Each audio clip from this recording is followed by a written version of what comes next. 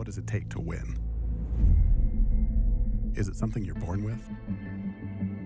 Is it the grind? Every day. Gear up. Do battle.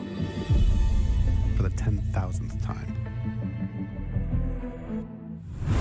Or is it pushing to your absolute limits? To be faster. Always faster. Insanely precise.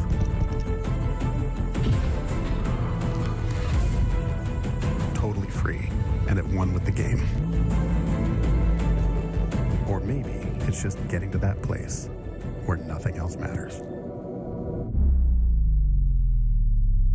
Nothing in the way of winning.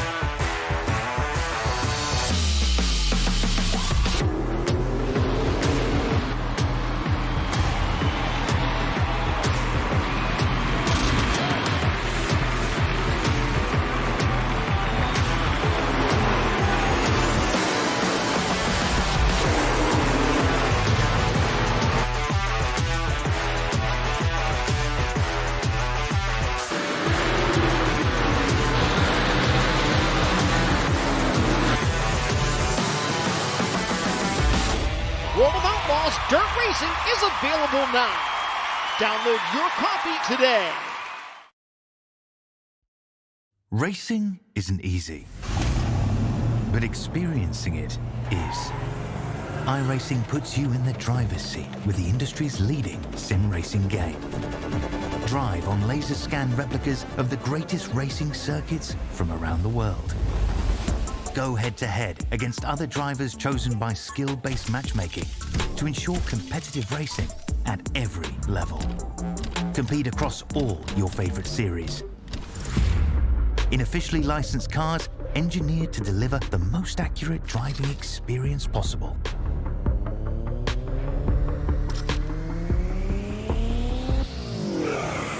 Join a race or host your own with players from across the globe. Race against the computer or in a league with friends. Feel the thrill behind the wheel. Visit iRacing.com.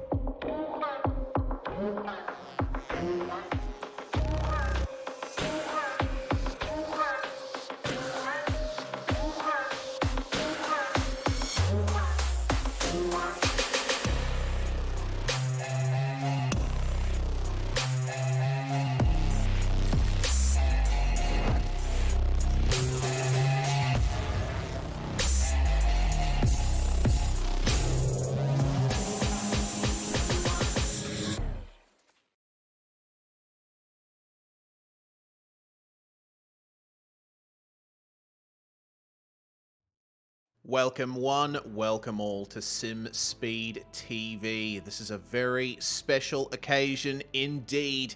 One of the first big events of the Australia and New Zealand sim racing season. It is the Logitech G Bathurst 12 Hour presented by Oceanic Sim Racing and supported by Bowler Media. We're going to be bringing you the first 3 hours of the race this morning and the final 3 hours later this afternoon/evening in Australia. So let's get on to it. January the 29th.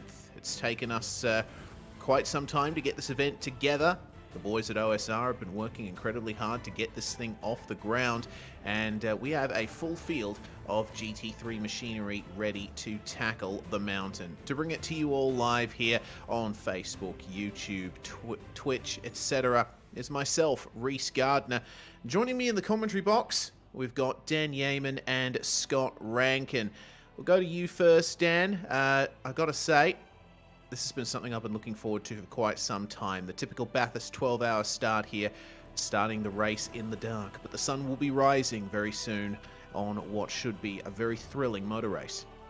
It should be indeed. Thank you for your introduction, Reese, and thank you to everyone joining us here now live, or if you're joining us afterwards on demand across the SimSpeed channels. And yeah, we're just over about an hour and a half away from seeing the sun in game. So coming to that point in due course, but indeed, the pitch black start will be the great test of our opening drivers here this morning. We'll zoom on down through to Southeast Australia, focusing on there just northwest of Sydney by about 4 odd hours there, the town of Bathurst, and then of course zooming on down in past the town to the Mount Panorama circuit here, which will come up on screen there, bottom right, or right side I should say, of your corner Bathurst township, down off below corner number 23 Murray's. But it's an iconic circuit, needs very little explanation, Scott, when you look at this circuit here, and every corner here has a story. Oh, doesn't it? From Hell Corner, all the chaos that goes on at turn 1, the run up a mountain straight. Remember Scaife burning through a clutch and getting absolutely drilled from the rear from a car who just could not see that he was there. All the way up to Griffin's Bend. We've seen chaos. We've seen cars running wide. We've seen Murphy and Ambrose go head to head before they get to the cutting. Across the top, who can forget when Lowndes whacked the wall on the left-hand side, broke a Watts linkage? I mean, it's not GT3 cars, but these corners, they still have history. They still have everything. Reed Park, Suleiman Park, McPhillamy Park. It's such a loaded section of the track. I love this place. The feel you get through the steering wheel, the feel you get up close to the wall. Brock Skyline, the crest of the hill. You see what you're about to encounter all the way down through the S's. The dipper, that big drop. You want the car to hook up. You want it to grab the banking. Sometimes it just doesn't, and it is so difficult when you spin the car there to even get it turned back around. Then crest the hill, where Mostert fired into the fence a couple years ago in qualifying, broke those legs. That was not a great weekend for him, but he's returned in form. Forest Elbow, you get a break, you get a breather. The run down Conrod Straight. Well, if you're in a battle pack on lap 1, there ain't no breather on the run down Conrod Straight. The fastest corner in Australian motorsport, the chase, the rollovers, the missing it, and at the end of the race, if it's all gone well, the celebration by taking the jump from iRacing's sim capacity. And then finally, Murray's Corner. Man, the amount of times that cars have gone off on the right there, they've started to head back towards the township. It is just filled with Australian culture. It's filled with the essence of those memories built up over so many years. The history of this circuit, it oozes life, and you can't help but feel that. It sets a chill over you. It sets in, and everyone that drives this place knows exactly how punishing every single corner can be. Look, it's my pleasure to be here, to be perfectly honest with you. I've driven in this event before. I understand the toll that it takes on these drivers, but man, to be sitting here on the commentary box, these guys are in for a very, very long day, Reese. Oh, absolutely they are, and it's all of our pleasures to be here, bringing you this live action. Forgot to give Jay Kennedy a shout out. Jay is the owner of SimSpeed TV and the producer for the majority of our broadcasts. He's behind the scenes bringing you these pictures across all of our streaming platforms. You notice the timer there in the top left of the screen. We are actually in the race session on the server at the moment, but because of the gridding procedure, because we ran qualifying yesterday, OSR has done their old put everyone in reverse order before the start-finish line and then have them come across the start-finish line so that their times set the order for the grid. And now we wait for that 12-hour timer to basically go down to 12 hours, and then we can actually get into the racing action. It is a full manual start here, and we see in the bottom left the issues the drivers are going to have to face. A minimum of 3 drivers in every car. Some teams have gone for a team of 4 drivers, Dan, but some have gone back to 3. And of course, they have to consider maximum and minimum stint times. There's no minimum from what I can see, but drivers have to have a break of 25 laps in between stints in the car. That's really going to affect how a lot of the teams approach this race, especially if there are safety cars involved. Absolutely, indeed. And then we'll tick over here to actually talk about lap targets that need to be hit by all of the drivers here today. And it's a little different. Actually, it should be, pardon me, actually, I'm going to correct producer Jay Kennedy's graphic there momentarily. But yeah, so it's a little minor thing there for the three driver teams. The minimum that each driver must complete, if I'm not mistaken, is 25% of the team's total laps, with a maximum of 40% for any one driver in the car. And then when you if you're bringing a 4-driver lineup to today's race, slightly lower values there, minimum of 20% of the team's total for every driver and a maximum of 35%. So that is the games that have to be played today. That is the strategy in mind. There is no such thing as the fair share rule here. A lot more strict in that respect here. You can't trust one person to get the job done here today. Scott, you've got to make sure all of your drivers in the car are getting their laps in and therefore looking after the car all the way through the race. Yeah, and for everyone that's sort of jumping in and getting involved in this race, the OSR really takes a real-life approach to it. It's trying to take some of the sim aspects, some of the sort of underappreciated aspects out of it. This is what the teams are going to go through in a couple of weeks' time when they go to the mountain. They're going to have to go through managing their drivers' hours because they've got to hit minimum spec. They do this in the Bathurst 1000 as well. All this does happen. It's just a little bit easier. You know, there's specific things that they can do with a 2-driver team. It's 3-driver teams, so minimum of 20%. That's the first thing that a lot of the teams are going to go through, is just make sure we get 20%, we get 20%, we get 20% out of the way. Cross all of those off. Make sure that drivers aren't in the car for 75 or more laps at a time. Those penalties come late on in the piece. Keep your eyes on in the last 3 hours, looking for teams that have been penalized for hitting their maximum driver consistently running hours. So you can have 74 laps or 75 laps in the car, and then you have to take 25 laps, I believe, out before you can actually step back into the car. So that's sort of covered off by just about 1.5 fuel stints. So, you know, it's basically shouldn't be too much of a stress. You can't basically spend more than 3 hours in the car, which is generally considered a nice rule for drivers anyway. We're going to deal with a lot of that throughout the piece. You've manually got to track everything. It's not going to be done for you. You've got to sit down with your pen and paper. You've got to have a spreadsheet going. A lot of these guys will need to set that up and will need to be aware of it, and it will catch a lot more teams out because it's just one of those things you're not used to practicing, you're not used to working through. So expect that to catch a few teams out. Looking up and down the grid as well, I was taking a little bit of a look. There was one car that we had in qualifying yesterday that didn't sort of set a representative lap time, and they're at the tail end of the field. It's the 22 crisscross racing car that was 6 seconds off the pace in terms of qualifying pace. I expect them to be a lot closer today. I just say something happened. They were probably one of the teams that caused one of the red flags yesterday, from my understanding. I wasn't actually able to tune in to qualifying until the very tail end yesterday. So expect them to have a little bit more pace. They're probably going to be towards the tail end of the field anyway, so representative is probably okay. They're right around where they should be. We're in the gridding up procedure. You know, you see 19 minutes left on that clock. That's the time that these guys are thinking about it. Everyone at this point in time should have their cars turned off, sitting on this grid, not chugging away at fuel, because otherwise you'll find that this first stint can be a lot shorter than it should be. You've got the potential to blow an engine if you're sitting there idling a car for way too long.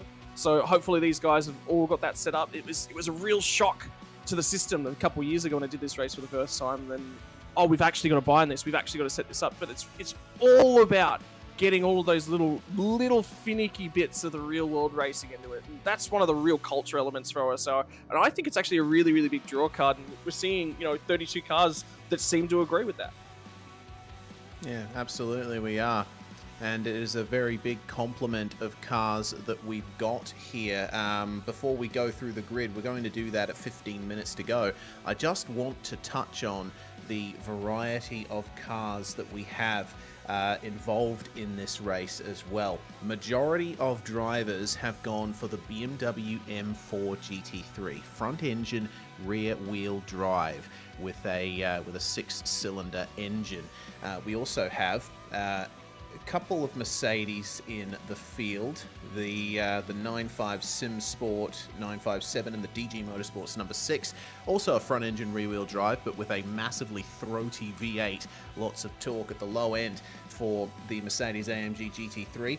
We've got a few Ferrari 488 GT3 Evos in the field as well, Scott, and we've got a couple of McLarens as well as a single Lamborghini. So I should highlight as well, Scott, the McLaren is actually the oldest GT3 car on the iRacing service. It was the first one ever added. It's amazing to see that people are still racing it. Yeah, it's actually a really, really good car around the mountain. I remember for the Bathurst 12-hour last year, it's something that in the weeks leading up, we actually spent a lot of time leaning towards it. We made a really late decision. We just weren't quite comfortable with the consistency of the car and the setup that we're working on. It's a great car. Lots of turn-in ability. And to be perfectly honest, I don't know how many windshield tear-offs should have been melted by this point by those great big flames shooting out the exhaust. Watching them go around at night is gonna be like candles. You know, I've seen some really, really fun images of flames shooting out the exhaust pipe, but that McLaren takes it up to a next level. Yeah, the car just turns in really, really well. Its specific attributes handle the mountain fantastically. It's probably the best car in terms of turn-in ability across the top. Its pace is right there. Then you're talking about the BMWs and the Ferraris. Both of those cars, they're turbocharged cars. They tend to do better at the mountain. And why is that? Well, we're a lot higher above sea level. That means your air, it's very, very thin. The higher you get above sea level, the more the air molecules separate out. What's great for generating power? You need to burn fuel. How do you burn fuel? You get oxygen and fuel in together, you add a little bit of spark. That's what's going to generate your power. The less oxygen kicking around inside that cylinder, the less power you're burning. You need more oxygen to make a good fire. That's why you see a lot of people hanging around the campfires with their blowers out. They really want to get that fire started. That's what they do it. That's what a turbo is going to do for these cars. They are going to have great torque, great drive off of the corner. The AMGs there and thereabouts, with the current tire regulations, it's sort of fallen off a little bit. I expect that to come back actually to over the next couple months. I think people are going to figure out the Mercedes perhaps a little bit better. Right now, it's really poorly understood. The new tire model is really not suiting it. So you're going to see some changes. Ultimately, I like to call it Old Faithful, even though it's the newest car of the bunch at the moment, because to me, it really is the essence of Faithful. It's a car that you understand. It's that really torquey front engine car, a lot of push on the initial steer in. It doesn't want to pull down properly. Got to be very careful with your downshifts or else it's going to swing that rear end of the car around as well. So look, I mean, car choice up and down the field, it's actually a lot more varied. I was interested to see not a lot of Porsches, not a lot of Audis. Those cars are quite good across the top, but you just need to have the torque. It's with your car selection around the mountain, where are you going to get your overtakes done? It's down Conrod, it's down Mountain Straight, so it's into the Chase, it's into Griffin's Bend. Those are your two primary overtaking opportunities. If you don't have a car that's fast enough on the straights, you're never going to be able to make those passes. You'll make sacrifices across the top, you run a little bit less wing, the car won't turn as well, you're going to be a little bit vulnerable up across the top, but how many passes have we seen over the years across the top? It's not really something that's going to happen. So that's going to decide a lot of car choice for these guys. Yeah, absolutely is. Well, we are within 15 minutes to go until the official start of the race, and that means that we can tour you through the grid in the qualifying times set yesterday. The ABB Racing squad, the number 36, and Dylan Burse is going to be taking the wheel of that one. He's going to be driving quite nicely there in the number 36 car. Joined by Alexander Bird and Joshua Anderson. We move to Evolution Racing Team, the number 261. We got John Peasnick, Reese Gasul, and Raina Costello driving that one. Then we've got a double up for Synergy Sim Racing, the number 89 car, Wayne Burke, Adam Briggs, and Forzan El Nabi driving that one. And then the 707 of Tom Freer, Jordan Ross, and Kenneth Latter. Rounding out the top five, we got Team PG DGZ, the number 111 car. Simon Nicholson, Brad Newman, and Jacob Kwiatkowski driving that car there. Team Jinx Shifters, the number 52. That's a number we've seen quite a bit, and the usual driver who carries that number is Thomas Hinz. He's joined by Brett Loxton and Henry King, who help out with race control in OSR events, particularly the V8 Scops series. Rusty's Racing, number 95. Kachow goes Matt Bailey, Brock Kelly, and Jordan Duffett. With Pulse Echuca Toyota, the number 64 up behind them. John Merritt, Dennis Gatterick, and Glenn Riddell driving that one. The Evolution Racing team is also represented by the 262 machine. They've got Sebastian Flock, Matthew Bowler, and Sean Linsell driving that car. Rounding out the top 10, we've got DBM Beyond Blue, the 862, Lachlan Capel and Bailey Sweeney driving that one with you. Dan, take us through the next segment of the grid.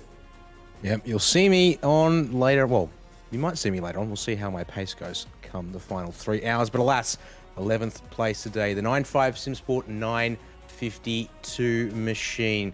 The BMW M4 GT3 of Simon Zomo, Brad Ratu, and Hayden Sell to start that car today. TriStar Racing's 222 machine, one of our other Ferrari 488 GT3 Evos, Matt Arnold, Tyson Williams, and Sam Sutton to share that car out of 12th today. 13th place, number 26 Race on Oz BMW M4 GT3, Justin Wallace, Benjamin Smith, and Luke Mitchelson sharing the wheel of that car. Crisscross Racing, number 51 car, another one of our BMW, Stephen McCartan, Adam Hughes, and Greg Barber going to start the race out of 14th place with the first of our Frog League Juiced Racing machines.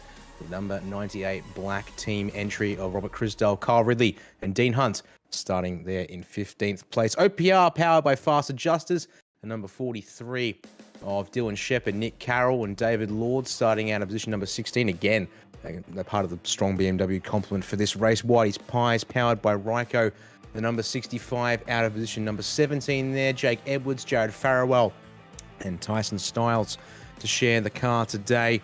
There, HTS Racing Yellow. Now again, BMW's strong here from 11th on through 20th. Guys, 18th place for HTS.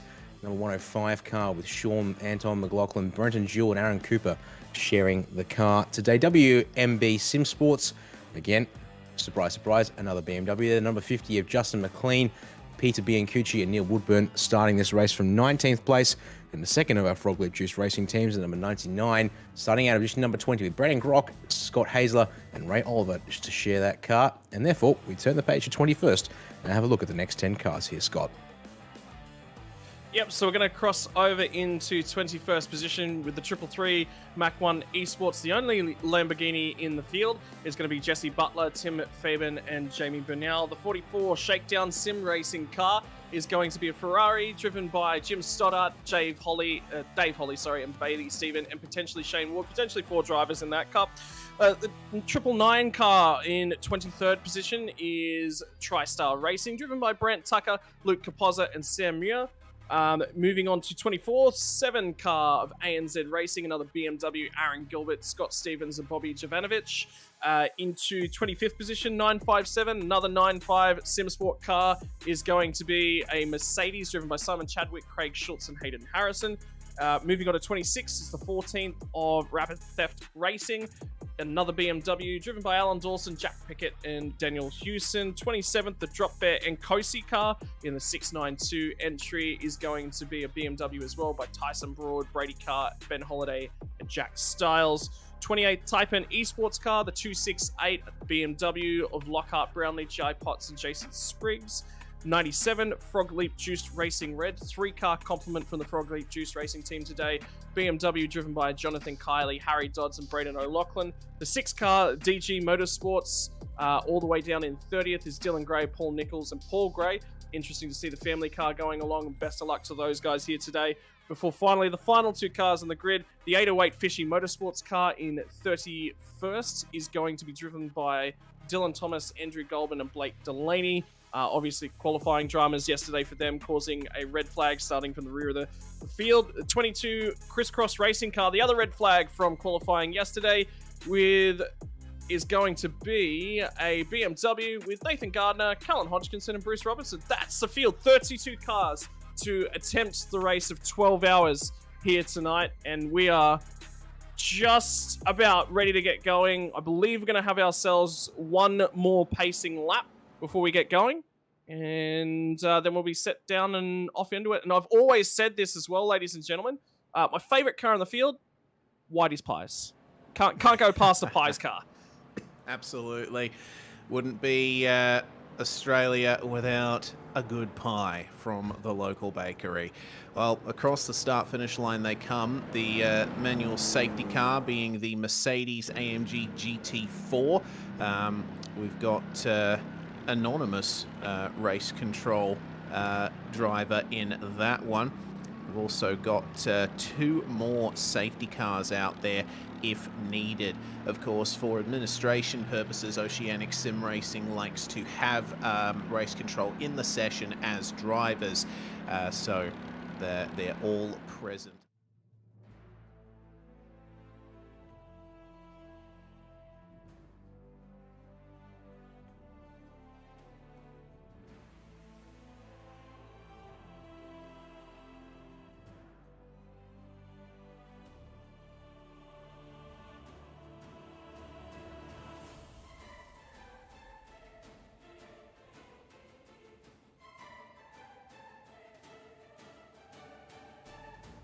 See something of him throughout the course of this race. Now, we are starting in nighttime conditions. It's just gone past 5:30 in the morning in sim time, and for me here in Perth, in the real world, it's just coming up to 6 a.m. It's a bit of an early start for me, but this is going to be fun.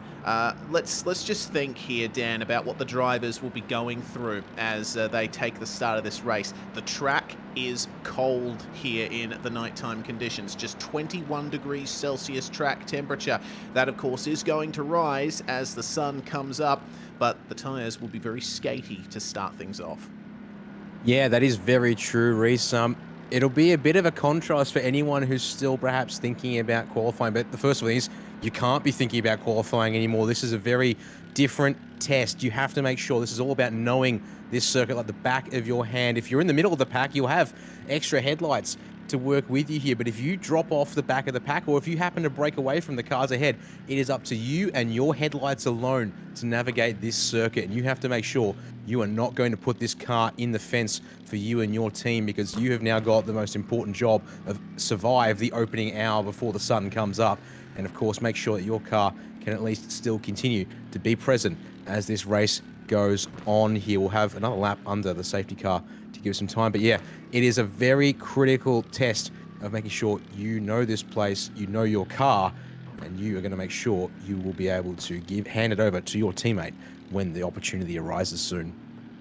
Absolutely. Well, to bring things into race strategy, Scott, we also need to briefly talk safety cars. We touched on it right at the top of the broadcast with live race control and race control in the session driving said safety cars.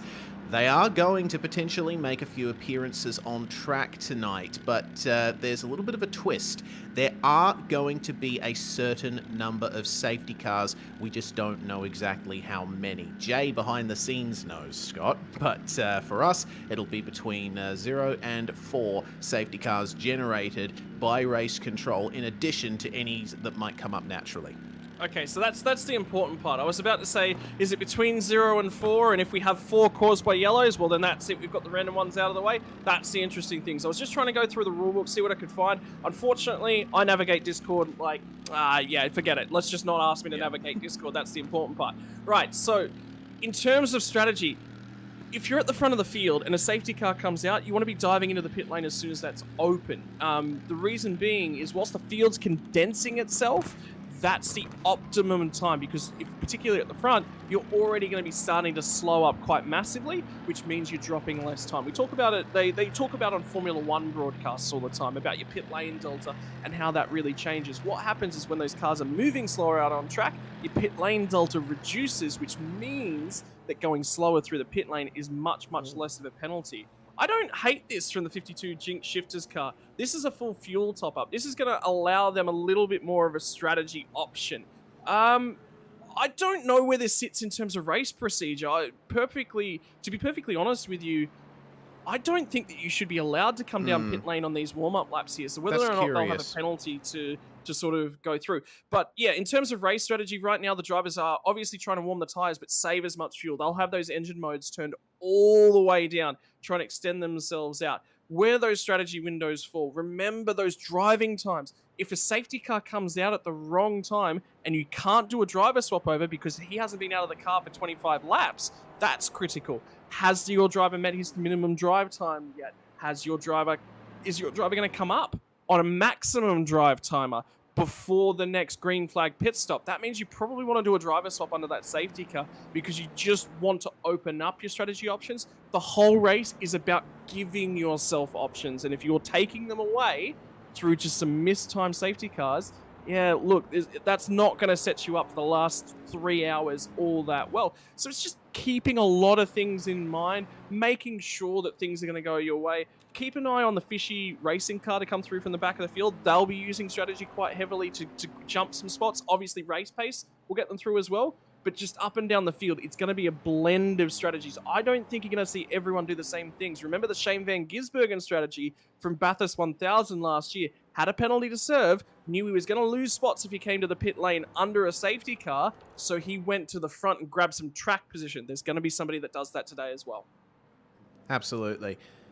There's going to be plenty of bucking and diving on track, as well as in terms of strategy. So hopefully we'll be able to bring you quite a bit of that action here in the opening hours of the race, because that's when things are generally at their most random in terms of what can happen. Safety car in at the end of this lap, and it looks like we might just be able to get things started when 12 hours to go has elapsed. So, excuse me, as the field comes out of Forest Elbow, they start forming up. Dylan Burst in the ABB Racing BMW on driver's left. John Peaceneck at the wheel of the Evolution Racing Team McLaren on the left side of your screen. Driver's right.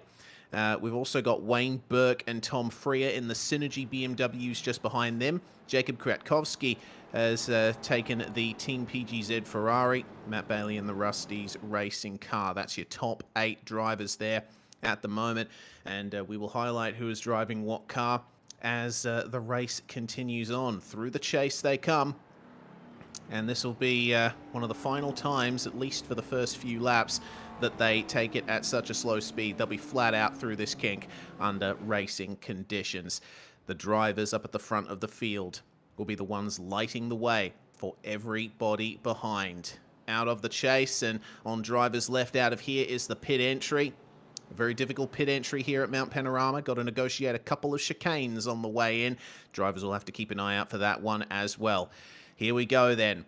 6, 5, 4, 3, 2, 1 goes the timer. And pretty much as we hit 12 hours, the race will get underway. The green flag will fly momentarily. And there we go. Dylan Burst leaving it a little bit there on the start. It's a poor getaway for John Peaceneck in the ERT 261, already passed by the 2 Synergy BMWs, and just having to make a bit of room for him on the outside there is Tom Freer. But they all get through turn 1 cleanly from what I can see. No, not quite indeed. We've had a problem for a couple of people at the back. Looks like Jack Pickett for the Rapid Theft racing car coming out of the pits there on the first lap. Here come the first moves then into Griffin's Bend, Dan. Oh, we've got side-by-side further on back. Multiple cars side-by-side on lap number 1 there. We caught our eyes on the DPM Beyond Blue and Race on Oz cars going side-by-side.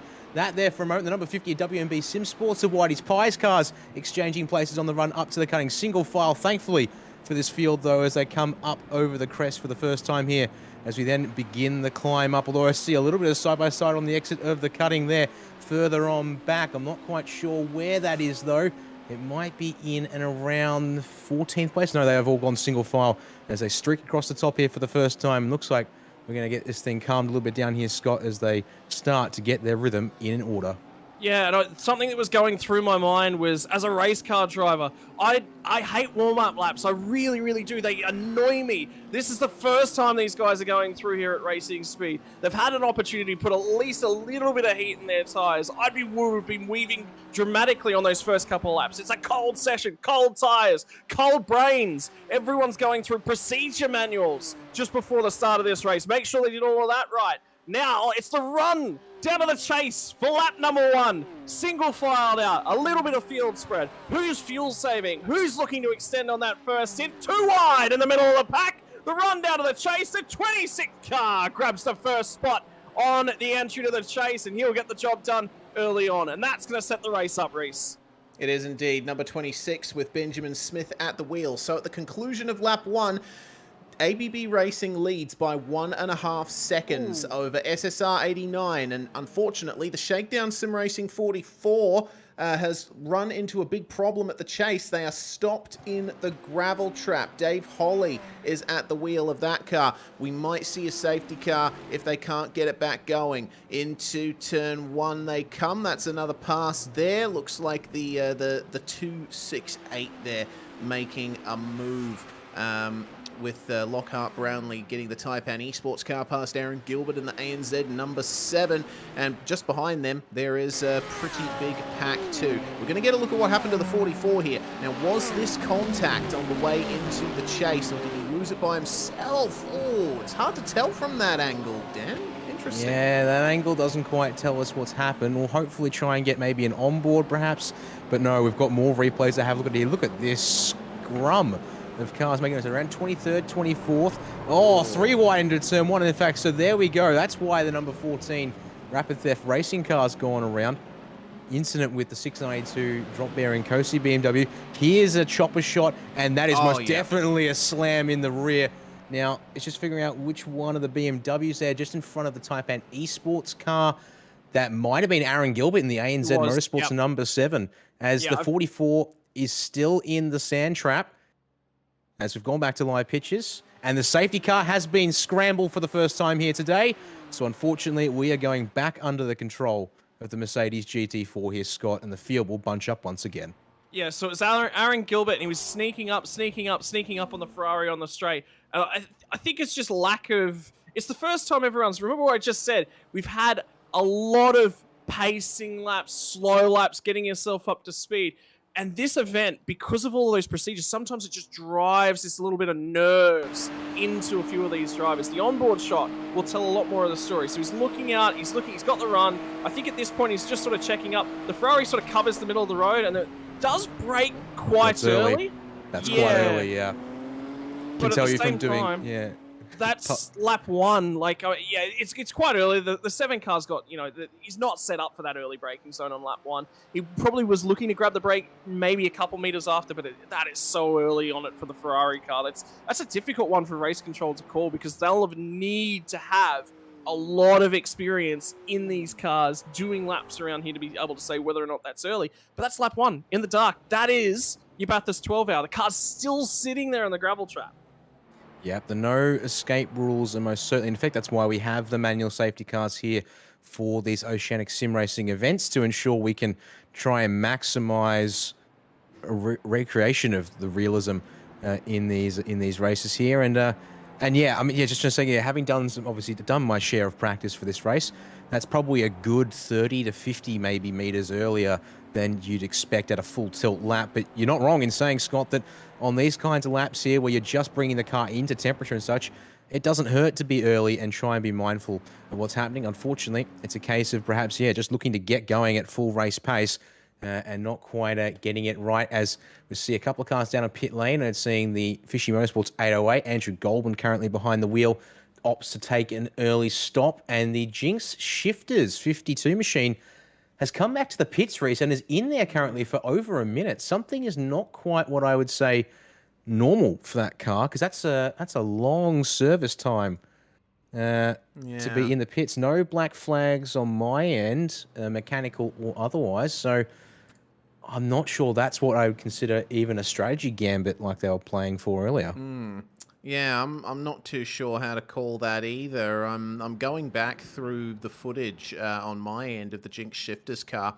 I'm not really seeing anything that betrays a problem for that car. But remember, they did come into the pits under the formation laps as well, so there might be some further issues in that car that they're trying to sort out. Remember, in sim racing, you obviously don't have your typical mechanical failures that you might have in a real-life motorsport event, you know, a blown head gasket or a cylinder not firing, a suspension bearing failing, stuff like that. These drivers are dealing with something entirely different, but kind of similar. They're hardware. You know, the wheels, the pedals, the monitors, even network cables can fail, as plenty of us have found out the hard way. And so that can definitely affect your performance in these events and force you to come back to the pits and try and sort that out. So hopefully no such thing has happened for Henry King. Regardless, Reese, that's a bit of a mystery. I've got an update for you on that car. There is some damage to the left rear corner of that car. The brake light was really out of alignment, and there was some left rear aero damage to that one. So they're coming in and fixing it. Actually, I can He's tell you done. that They're they're back left. out. They'll be coming back in because they've actually got left rear camber damage as well. So camber and toe. Ooh. So they've taken quite a heavy hit on lap number 1. So I would expect them to probably loop around, catch the field, and then come straight back in, because that damage it's actually quite significant, and it looks more to be physical on the wheel side of things than it does appear to be aero damage. So I would say in terms of aero, they're only maybe a K at most, 2 Ks an hour off in terms of straight line speed, but I would say that car is handling like a bit of a dog's breakfast this morning, shall we say. Yeah, definitely, and I've actually gone back and seen it myself. It was on the start that issue happened for Henry King. Oh yeah, that is quite big. He actually caught the grass on the way into turn 1 at the very start of the race, and slid across the track and made impact with the pit wall. That is the reason why the Jinx Shifters 52 had to come in to get that damage repaired, and as Scott just highlighted, it is not completely done. Now, Dan, the GT3 cars, I believe, have the new damage model in effect, which means that there's a bit of extra complexity to how these cars are actually take damage now.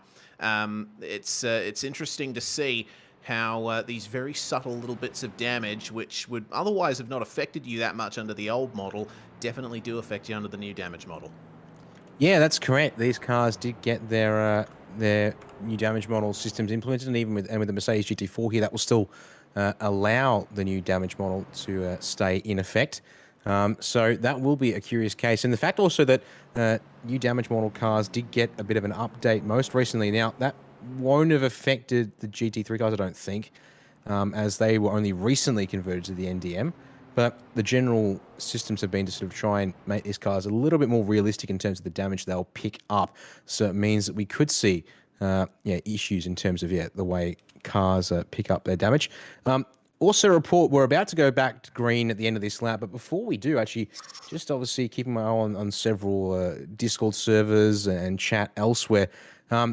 Some teams raising some concerns with the race start there for several cars with regards to the exact launching procedure from actually the number 36 ABB racing car, potentially going a little earlier than expected, which helped them get that initial gap. Also, issues further inside the top 10 for cars, maybe leaving bigger gaps. So we'll wait to see if race control is aware of these requests to review the race start, but that could certainly throw some flags. Safety car instructed to pull away from the field here, Scott, and it's time to hand control of the field over to said number 36 BMW for a second attempt to get this race underway.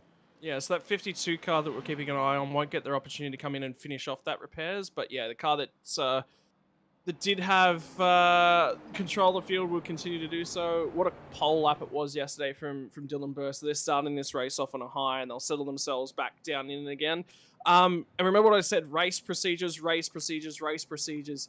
These are race car drivers that, look, I mean, if any of these guys are real-life racing drivers, they'll know these sorts of little intricacies.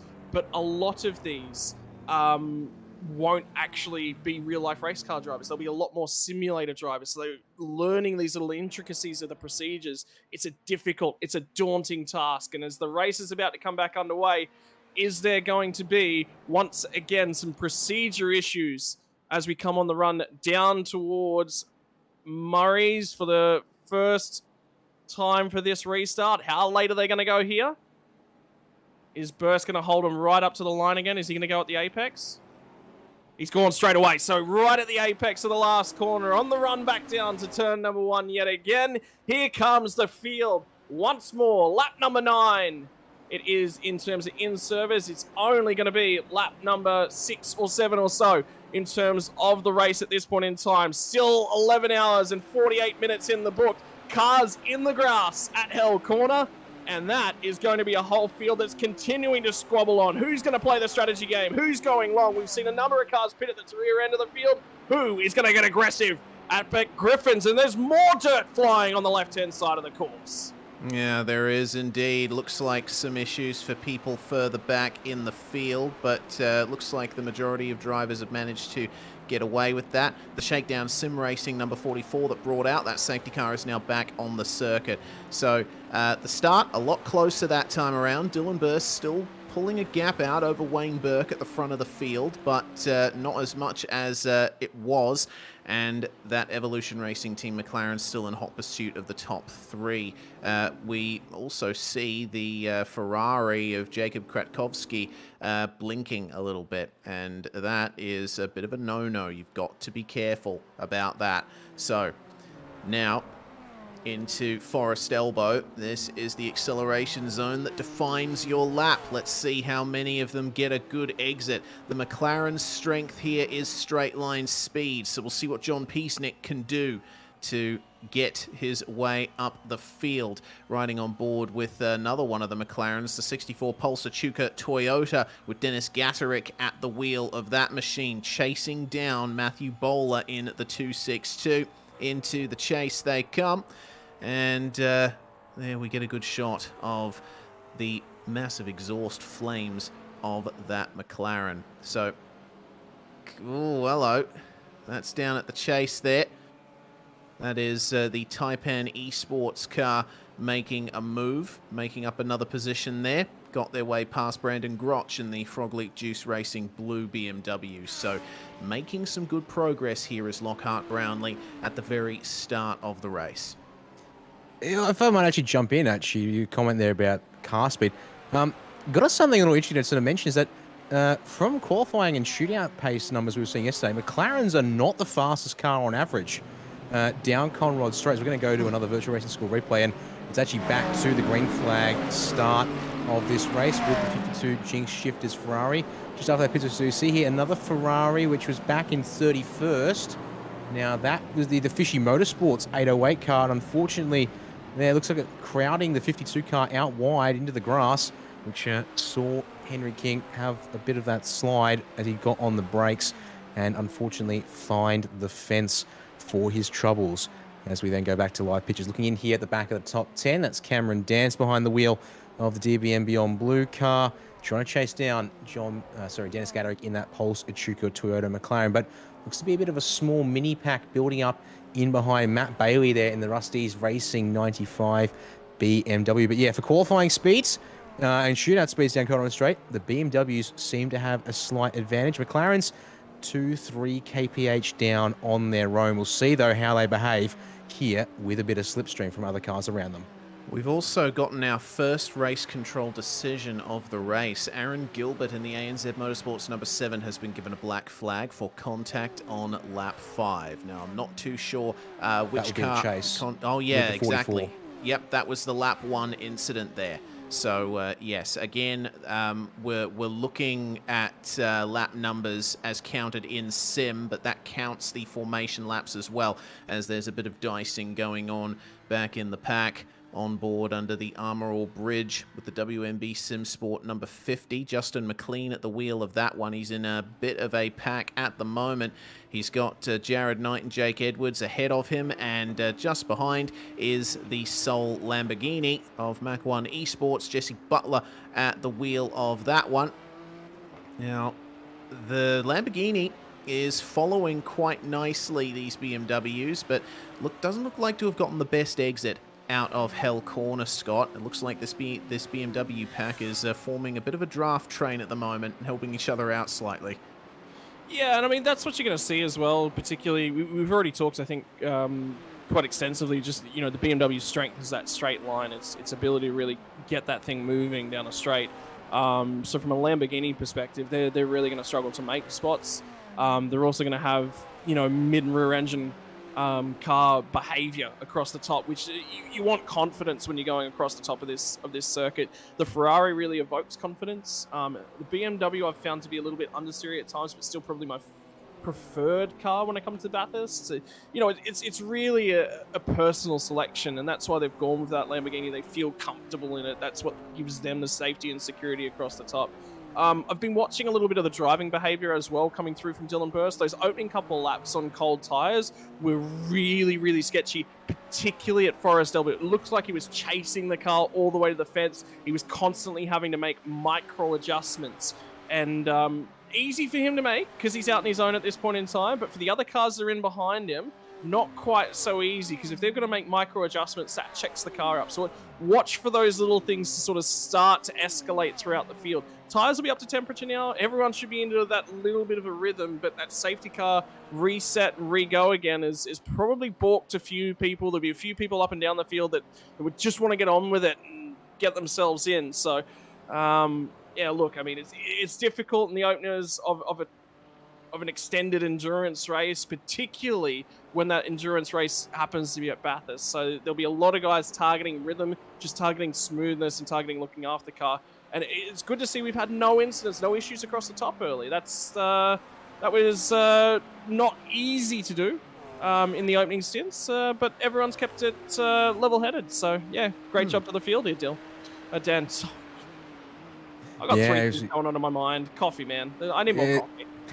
Yeah, early morning for fair viewers, and it's a rare time for us to run three people in the SimSpeed commentary booth as well. So yeah, I don't blame you there, Scott, trying to juggle this around and make sure, we handle these calls right. But we're on board with the Rusty's Racing 95 BMW. There is from that angle there on the spectator cam. Dennis Garrick has smacked the left side of his Pulsar Chuka Toyota McLaren into the wall as they came up to Reed Park there for the climb up the mountain. But you can see here that the Evolution Racing Team 262 McLaren, Matthew Bowler currently behind the wheel, he got past last time around going up into Griffin's Bend on that 95 BMW. And as a result, look how quickly Bowler has started to check out from Bailey there in what is now 6th place. So we'll be curious to see here, can Bailey find some speed here, or will it be Gaderick looking for a move down into Conrad Street? It has to be said, in these colder conditions here in race trim, the McLarens aren't looking too much like the McLarens aren't looking too bad in a straight line, but I maybe need to change my mind, because all of a sudden Gaderick there looked a lot closer on the exit of the elbow than he does coming down into Conrad Straight, and the chase here on this particular occasion. At the same time, fuel saving may certainly be in play. Looks like we've also got a move here. Jake Edwards and Carl Ridley fighting. As we go to a replay real quick and watch this here on board with Gaderick up towards the fence. And yeah, from that angle, does indeed grab the fence there, Reese. Yeah, and that's the point where the fence kind of juts out a little bit in between the two right-handers. So they'll be monitoring the performance of that car now. As we check back into those live pictures with the Rusty's Racing car still getting harassed by that McLaren, it seems that Dennis Gaderick hasn't suffered too much in terms of pace. Another race control decision for a lap 1 incident, and that has gone to the Drop Bear Nkosi number 692 for lap 1 contact. So a bit of a shame there for one of the Drop Bear cars. Jack Stiles at the wheel of that one, and they are touring through the pits as we speak. But now we'll keep our eyes peeled for any potential incidents that might happen across the top of the mountain. The ABB Racing car has just flown away from the rest of the field once more. They now lead by 4.2 seconds, and it seems that Dylan Burse is running a solid 0.8 quicker than any other car out there. His last lap was a 2:01.4. Wayne Burke could only do a 2:02.285. This is the battle for second. These guys all together at the moment, and it would seem not able to catch him. Yeah, so just done some investigation on what triggered that penalty from the 692. It was actually the turn 1 incident with lap 1, turn 1, with Jack Pickett who we saw drop, I think, 6 or 7 spots at turn 1, was trying to catch the car going down and into the pit lane. So that's what's actually triggered the penalty for 692 and Jack Stiles at the wheel. Look, it was 3 wide down into turn 1. It was a difficult move. You know, that's racing. Sometimes you end up in awkward spots. It was interesting to note that they wanted to go 3 wide on lap 1, turn 1 of the Bathurst 12 hour. That's absolute bravery. This is going to tell the better story of it. Have a look at the Whitey's Pies car. What you can't see on the right-hand side is that there is actually a run on the outside, which will send these guys 3 wide, which is why the 14 car comes across. That's tricky. I mean, he hasn't barely been left racing room. The race controllers, I actually trust them in this case. I think they've said that yes, he was left exactly the amount of racing room on the inside, and then contact's been made. So look, I'd back that decision, and I'm quite happy with that decision. Change for second, meanwhile. Tom Freer has passed Wayne Burke. Burke actually lost the rear coming through turn 1, and that's going to allow Peasnick by as well. So the second place car is now back down to 4th. We'll get another angle of that. Just gets a little bit of oversteer on in the mid-corner or the turn-in, and that completely ruins his exit. Dan, it is so important to get Hell Corner right, because you've got this long mountain straight coming up. That's another one of the points where the lap can be defined. Oh, 100%. You can see there the McLaren of John Peasick has an easy time getting up past Burke in that case with that run off of Hell Corner. And yeah, it's just so crucial to make sure you're nailing, if any corners, turn 1 and Forest Elbow are the 2 places you need to get right when it comes to obviously setting up runs around this circuit. Everywhere else is crucial in its own rights and for many reasons, but above all else, obviously, Hell Corner as the first turn on the lap, and also where you set the run up to get yourself going up Mountain Straight. Super critical indeed. Now, it's kind of curious, just speaking about that penalty for Jack Stiles and the 692 drop Aaron Coasty car. Now, obviously, it's one of my team cars, so I need to obviously be careful about... well, I'm here to commentate this morning, so I need to detach myself from my own team when discussing these things. As we see here, Dennis Gaderick looking to the inside down the chase on Matt Bailey. He's there at the apex, but Bailey's not willing to give that one up just yet. They'll go side by side and drag Cam Dance up to it as we'll jump on board with the 862, as he's now sent to the outside for Hell Corner, but he'll jump on the brakes a little early as Gaderick still forcing the issue. This time at Murray's corner, and Bailey doesn't able to hang it on around the outside. He will drop down back to position number 10, as it's now going to be Gaderick and Dance fighting into turn 1 with the Race on Oz car of Hayden Selden 95 SimSport car getting through at the same time as well. Race on Oz in the hands of Ben Smith is still back in 11th place at the moment, as well. A lot of dicing at moments here. It seems to be sort of popping up in these little bursts and moments as these guys still try and settle themselves in. We're still not even half an hour into this race in terms of green flag time. So how drivers place one out is still coming together very slowly and steadily, you'd suggest. But at the same time, drivers not afraid to make moves here and there. Yeah, well, we move back up then, or back down rather, to the battle for 17th. Car 105, driven by Jared Knight, currently a BMW in a BMW sandwich, all BMW all the way. Kyle Ridley in front, Justin McLean behind. Those guys got very close through the cutting, and through McPhillamy Park they will come. It looks like the Frog Leap car at the head of this fight just missed the apex of McPhillamy Park slightly, and that killed his run down to Skyline, but he was able to bring it back here through the S's and down to Forest Elbow. It's a very difficult track to pass on as Mount Panorama. The basic overtaking opportunities you've got are the chase, Murray's Corner, and turn 1. Everywhere else, you've got to be very brave, very assertive to put a move on another car. But the slipstream is here for Jared Knight. Will he be able to make a move here on Kyle Ridley, or will he lift off and try to save a bit of fuel? No, he's going to go for the move here. Very late on the brakes. And hello. Sneaking through there is Justin McLean as well. That was a good bit of heads-up driving there by McLean and by Ridley as well. unfortunately losing 2 positions, and McLean is on the attack now. He woke up this morning and chose violence as he goes to the inside. Unfortunately, outside line through Murray seems to work to Jared Knight's benefit here, and that has brought Ridley right back into it. Big dive from Justin McLean at Hell Corner.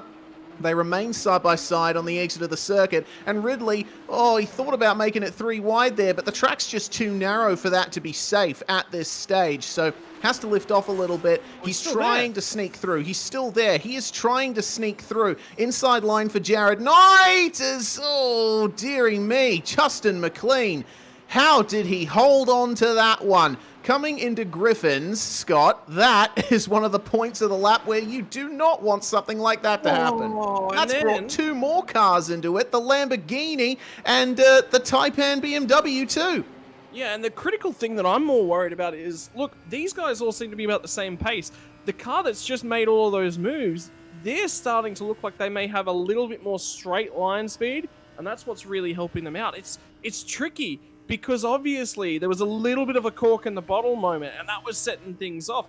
And then all of a sudden you go, okay, I think I'm a little bit faster here. I'm going to get aggressive. But look at both of those moves we've now seen down at Murray's. It's been the car on the outside maybe goes a little bit too deep, maybe braking a little bit too early. The HTS car with Jared Knight at the wheel, they look to be braking quite early. They don't look to have the safety and security under brakes.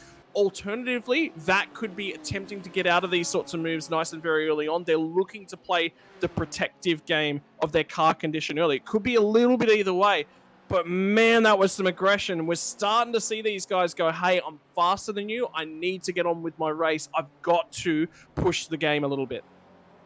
Yep, indeed. We saw the Team PGZ Ferrari, it seems, making a move there on Wayne Burke, who has continued to lose positions here. Wayne Burke not doing too well since losing second place a couple of laps ago. This is how Jacob Kretkovsky made the move, and it was a big dive at the chase, and looked like Wayne Burke yielded that one pretty substantially. I think Berkey is thinking, I'm not really in much of a position to fight at the moment. The number 44 Ferrari moves over to let these guys go. Good to see that Dave Holly and the Shakedown Sim Racing crew are still circulating even after their incident that brought out the first safety car. Over the rise into Griffin's Bend, the Lamborghini of Jesse Butler still keeping Lockhart Brownlee behind him, but Brownlee is starting to come on the attack. These guys were very close together at this point on the last lap. They've spread out again a little bit. For a second, Dan, I was thinking Justin McLean at the head of this train was just waiting for a chance to spring and then streak away from these guys, because it did look like he had good straight line speed, but it seems Jared Knight has kept pace with him. Yeah, and that's just how beneficial the slipstream can be around this place. Sure, having clean air over the nose of your car is certainly helpful across the top of the mountain, but just how much of a pull you're getting from cars going, or just pulling cars along up and down the mountain here is going to be pretty important. As I'm just looking further up the field, that 44 Shakedown Sim Racing car has bunched up Dennis Gadderick, Cameron Dance, and Hayden Sell in the fight for 7th place. It's also completely, dropped them further on back from Matt Bowler, but we're going to see here, this is what the traffic does across the top of the mountain, and yeah, nothing on David Holly there. He's just doing what he needs to do in terms of follow the racing line until you get to a spot on the track where it widens up and is safe enough to enable cars to then go past, and indeed, they come here under brakes into the elbow. They all flick left, take the tight entry, and move on by. And yeah, good awareness and good driving there from Holly in the shakedown car. It hasn't shaken up this group just yet, Scott, but they've been sort of umming and ahhing as to maybe making a move some point sometime soon. And the fact here we've got McLaren, Ferrari, BMW all shaping up here. Our chance to really see how these cars and teams have configured themselves in terms of strengths and weaknesses around this circuit at this point in the day. Yeah, lap traffic's going to do this all day long as well. You know, when it happens, the 44 cars now move to 3 laps down. They're doing a phenomenal job. They're doing everything they can to facilitate racing. And it's just the nature of the mountain. There's just sections you can't do it in. Think of the Nürburgring, how much single file racing that there is around the Nürburgring. Well, at least it's it's only the top section here that you can't really go too wide through. Drivers will get cheeky later on when they're looking for that track position later on in the piece. They will get aggressive across the top. Sparks flying from underneath that car. There's a couple cars I really want to sort of notice. When we went on board and sort of had a little bit of a look at the 111 PGZ racing car, they actually had a little bit of damage around the number panel and basically scrapings along the left-hand side. Looks to be just cosmetic. Doesn't look to be affecting their performance in any way. I also went back and had a look at the Pulsar Chuka car that when we saw them hit the just barely brush the barriers on the left-hand side. It was a direct on left front wheel contact on that one. So there's no aero damage, but I'm very curious to see if they've got some repairs to maybe take during the pit stops. There will be about 15 seconds in a GT3, whereby they'll be able to take about 15 seconds out of their repair time. So for those of you who are watching along at home and don't know enough about iRacing, they have what's called optional and required repairs. Down the inside from the 952, there's contact, and that's nearly forced the 862 into the grass at the chase. But the 9.5 Sim Sports car comes away with the position, and there is starting to get some fire in these bellies. Just because it's the first hour, don't think anyone's playing safely at all here, Reese. Yeah, well, Cameron Dance obviously wasn't too happy with that one. You'll see here as we check out, once again, Hayden Sell going for the dive. He was just a bit deep and forced Cameron Dance wide, and immediately Cameron Dance gets on the headlight flash button, letting Hayden Sell know, I don't know about that, mate. That's probably a little too much there.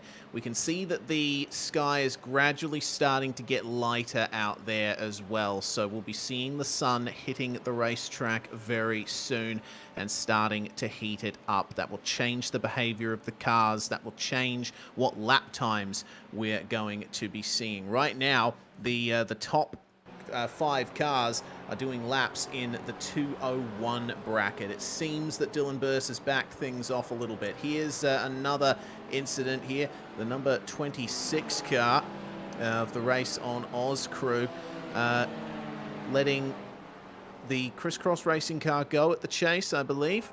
And unfortunately, they've fallen back a little bit further. They're facing quite the attack from the 222 of Tyson Williams, but we move back forward to this spin of the track. Sorry, it's Skyline.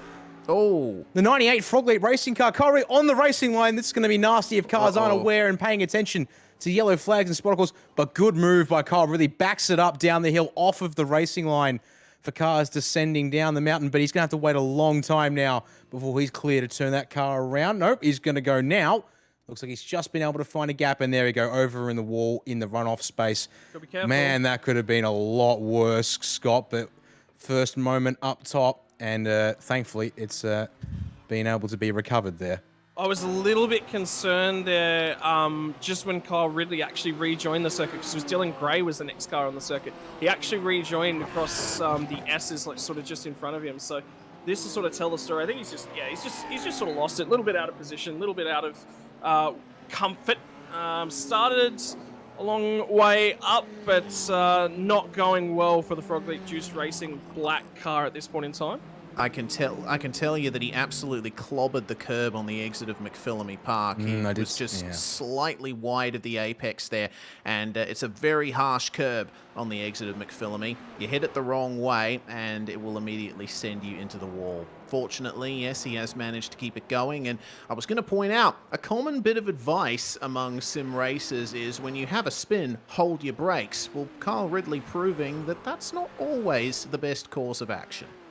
Well, that's because it's ABS cars as well in these GT3s. Even holding the brakes in a GT3, it can still roll backwards because the car's trying to prevent the brakes from locking on. There's sometimes you actually don't want it. But yeah, you've got to clear the track at the same time. Like, the problem is they're going to impact another car's race. And the Frog Leap Juice guys, a lot of sort of being in and around, I had the pleasure of actually engaging with quite a few of their drivers. They take their racing in exactly that mindset. They want to look after all the cars that are around them.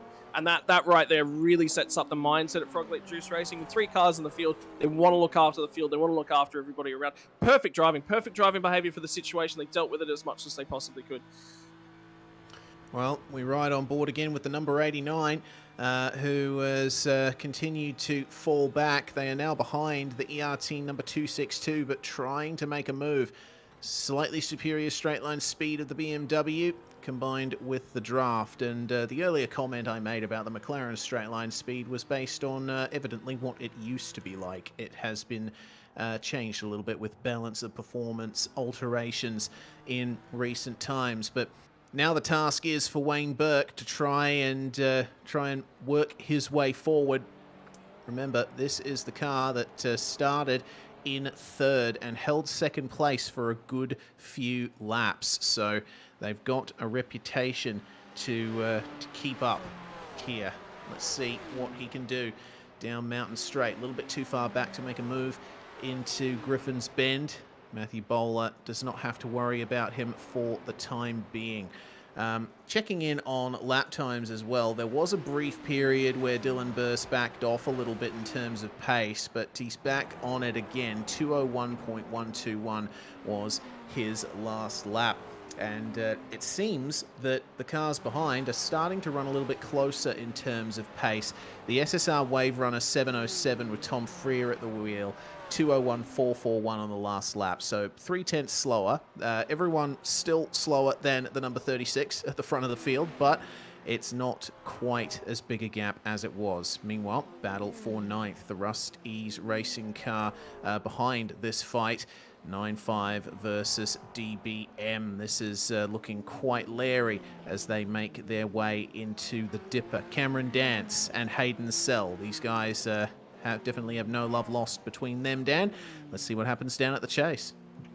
Yeah, it was close over McPhillamy Park, but the Ferrari there not quite getting the run off of the Dipper that it would like, I suspect. And it's one of those things where it's all about this game of car setup and car characteristics.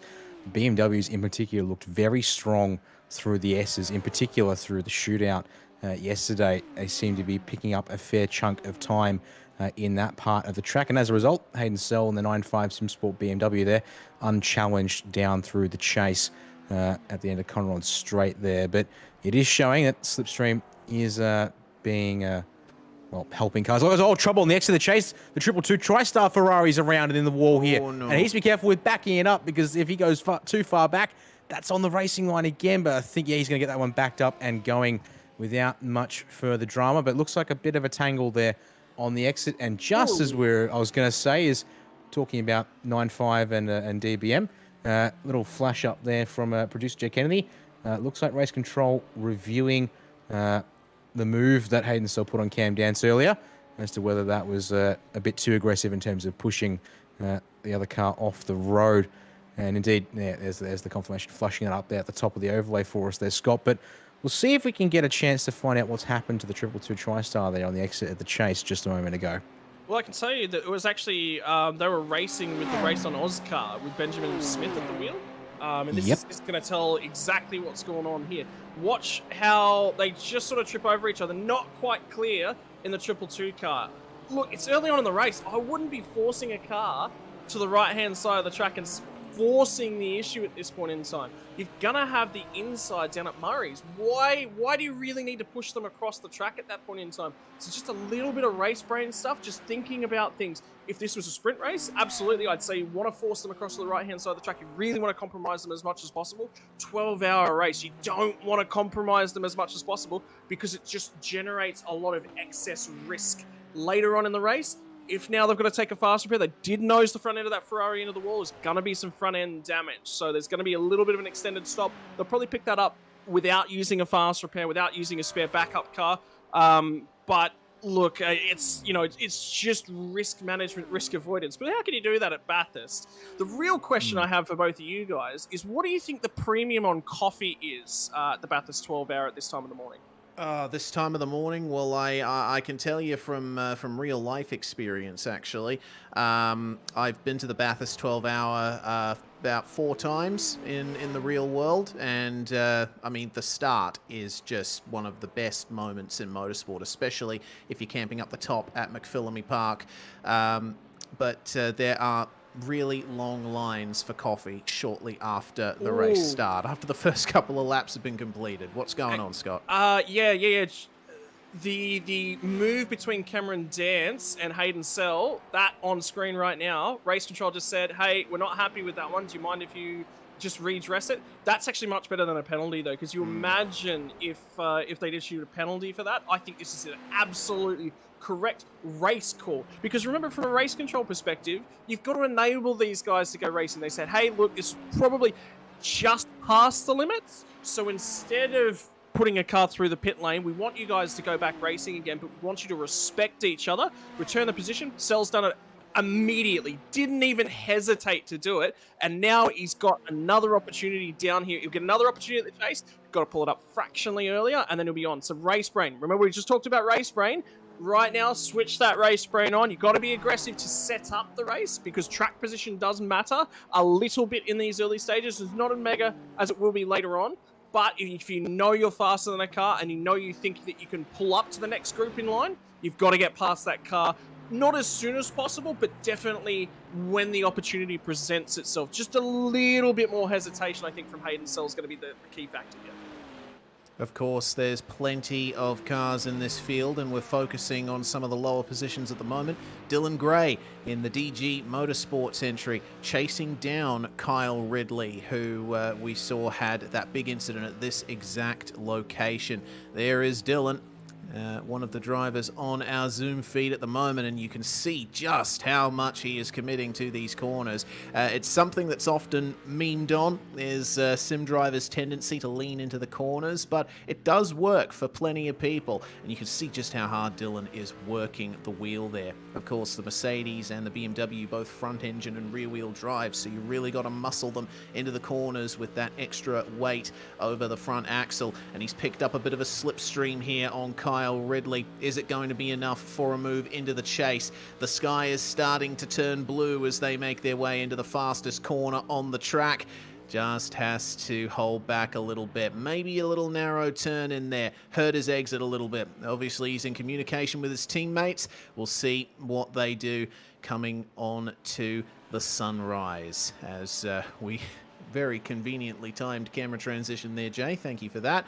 The sun rising over the Blue Mountains. We will see the sun peek over the horizon very shortly.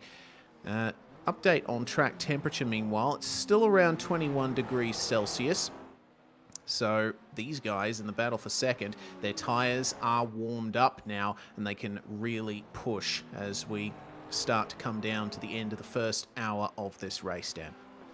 Yeah, coming up on pit stops in the not too distant future. These cars on their 24th lap of the race, and that does include the formation laps, and they are important to count as well, because for the purposes of all of those calculation figures that we're talking about in terms of the 75 lap maximum driver stint length, as well as the 20% or 25% and 35/40% minimums and maximums relative to your car's laps completed in the race. As just hear there from Scott, just cut to you there. What have you picked up somewhere else on the circuit, or was it here with this battle pack whilst I was just going to talk about some of the strategy numbers and such? It was actually just a mention of one of the cars actually having a meatball. It looks like it might have been the 22 Crisscross Racing car. So I don't know what's going on there, or whether there was actually a meatball. They ran a 209 on the last lap, so quite they are slow. In the pit lane. Yeah, there we go. So they're in the pit lane. So they definitely did have a meatball. I don't know what caused it. An engine just went pop in the pit lane. Oh. That'd be one of the cars. Oh, it's a safety car. Oh, yeah. Well, that makes sense. That makes complete sense. Keeping the engine running, obviously. Yeah, that's one of the pitfalls of having the safety cars in the pit lane. They can have their relevant issues with engine temperature. But Nathan Gardner has managed to get the Crisscross Racing car repaired. I believe they would have used their fast repair to get that one done. And yeah, interesting there, Scott. I checked back over their last couple of laps myself, and I didn't see anything that really screamed black and orange flag to me. Very interesting indeed. If you have a look, their pace has fallen off on a number of laps, so I'm wondering whether or not it was some suspension damage or some mild sort of damage. And iRacing has brought in a new damage model, not just in terms of front clips and tires breaking and these sorts of things, but there's also some progressive suspension damage and those sorts of things as well. Arms are a little bit bent now, will progressively get worse and worse and worse if you keep smashing the same curbs over and over and over again. So it could have been something that was okay to start off with, and then it sort of bent itself. So that lends itself, they might have pushed a suspension setting maybe a little bit too far, and it was okay in your 10-15 minute sessions, but the instant you get one sort of tiny little bend, a little bit of contact at one corner, all of a sudden it pushes everything out of alignment. It's something you've got to think about when you're doing suspension settings. Actually, on that note, I was running as a part of a 3-car outfit for the Daytona 24 on iRacing the other weekend. One of our cars opted to run their suspension setting a little bit lower, and it blew an engine on them. Not in the first hour, not in the second hour, it was in the 4th or 5th hour. So when we're looking at endurance race spec, a lot of these guys would not have had that length of running. What they can do, though, is with a lot of the software that these guys are running that's looking at telemetry, they can have a look at whether the car is bottoming out, whether it's grinding and certain things. So I hope a lot of these guys with their setups have been going through that data, double checking that engines aren't bottoming out, you're not getting issues there. The cars that I was talking about for the Daytona 24 was actually the Audi. We've got not one of those in the field, so we might be okay here, but that is another thing, particularly with this track compared to Daytona, that is of relevant. Too much curb smashing. And don't forget as well, on that note, the changes that have been made. Oh, spin there! Peasnick around! Oh no! Well, that is one of the dangers of driving the McLaren. It can snap on you at a moment's notice, and that is a very dangerous spot to be stopped. Peasnick, when the rise happened, the rear end just got loose. He's found a gap. He's able to get it going again, but that is a major disaster for the car that started on the front row of this race, and this could get very awkward coming down to Skyline. 2 BMWs coming up on Peasnick. He has to let them go. He is going to fight because this is all still for position. Oh boy, that is huge, Dan. That is. And, well, McLaren's, yeah, we'll see here on the virtual racing, it just gets, the car just goes on him there. Through the ground. From that angle, I don't think he clipped the apex curb, and Matthew Bowler in behind, and Wayne Burke as well, just able to dodge the spinning 261 ERT McLaren. But yeah, that's not a good sign that if in these kinds of conditions with track state that's building up, but temperatures low, if the ERT McLaren is going to go around like that on a driver as experienced with GT3 cars as John Peasnick, I'd be concerned now. I'll just go here from Matthew Bowler. Yeah, it's just bobbled on the compression through the grate. I'm pretty certain that has not gone due to touching the apex curb there from that angle as Peasnick has dived into the pit lane. Surely that is also a couple of laps earlier than expected. Well, I'm starting to wonder whether or not that's a setup. Like we're just talking about setups and whether or not the car's bottomed out. Because if the car bottoms out at that exact point in time, they lose all of their undercarriage aero. So that means they're losing suction back down to the road. The rear end's just come unclipped, or whether or not the car has indeed just bottomed out on the road. Remember, ladies and gentlemen, as these cars burn off in fuel, check this battle out. This is going to be awesome. The PGZ car has been on an absolute mission to the front of the pack over this stint, and now they're really chasing down that P2 car. But as the fuel burns out of these cars, remember, they get a little bit higher, but the suspension set up for that heavy fuel load because they're going to be at the bulk of their stint, I would set up a car for these sorts of conditions to make sure that it passes at both ends of the fuel spectrum, but I'm targeting probably a medium fuel load car. And why we'd be doing that is because you're going to spend the bulk of your run in that medium sort of fuel conditions. Very, very heavy fuel, the car is going to have a really sluggish, doesn't want to turn in characteristic. Very, very light fuel, it's going to feel nice and nimble, wants to turn in nice and aggressively, really set itself up correctly. But if you set it up for the medium stuff, that's where you're going to be spending the bulk of the stint. So that's where you're going to get the optimum pace out of the car overall. Oh, all right. There we go. So 707 loses second place at the chase, and that was a little bit of a run off the exit of the corner. The 261 ERT car is back out onto the circuit meanwhile, and it looks to me like Peasnick has remained in the car, but man, that is some big drama there. So the PGZ car is now into second place. Had my doubts about them at the start, but they have gone for it here in the middle stage. As a little bit of a look from the 14th place car, the Race On Oz machine of Benjamin Smith.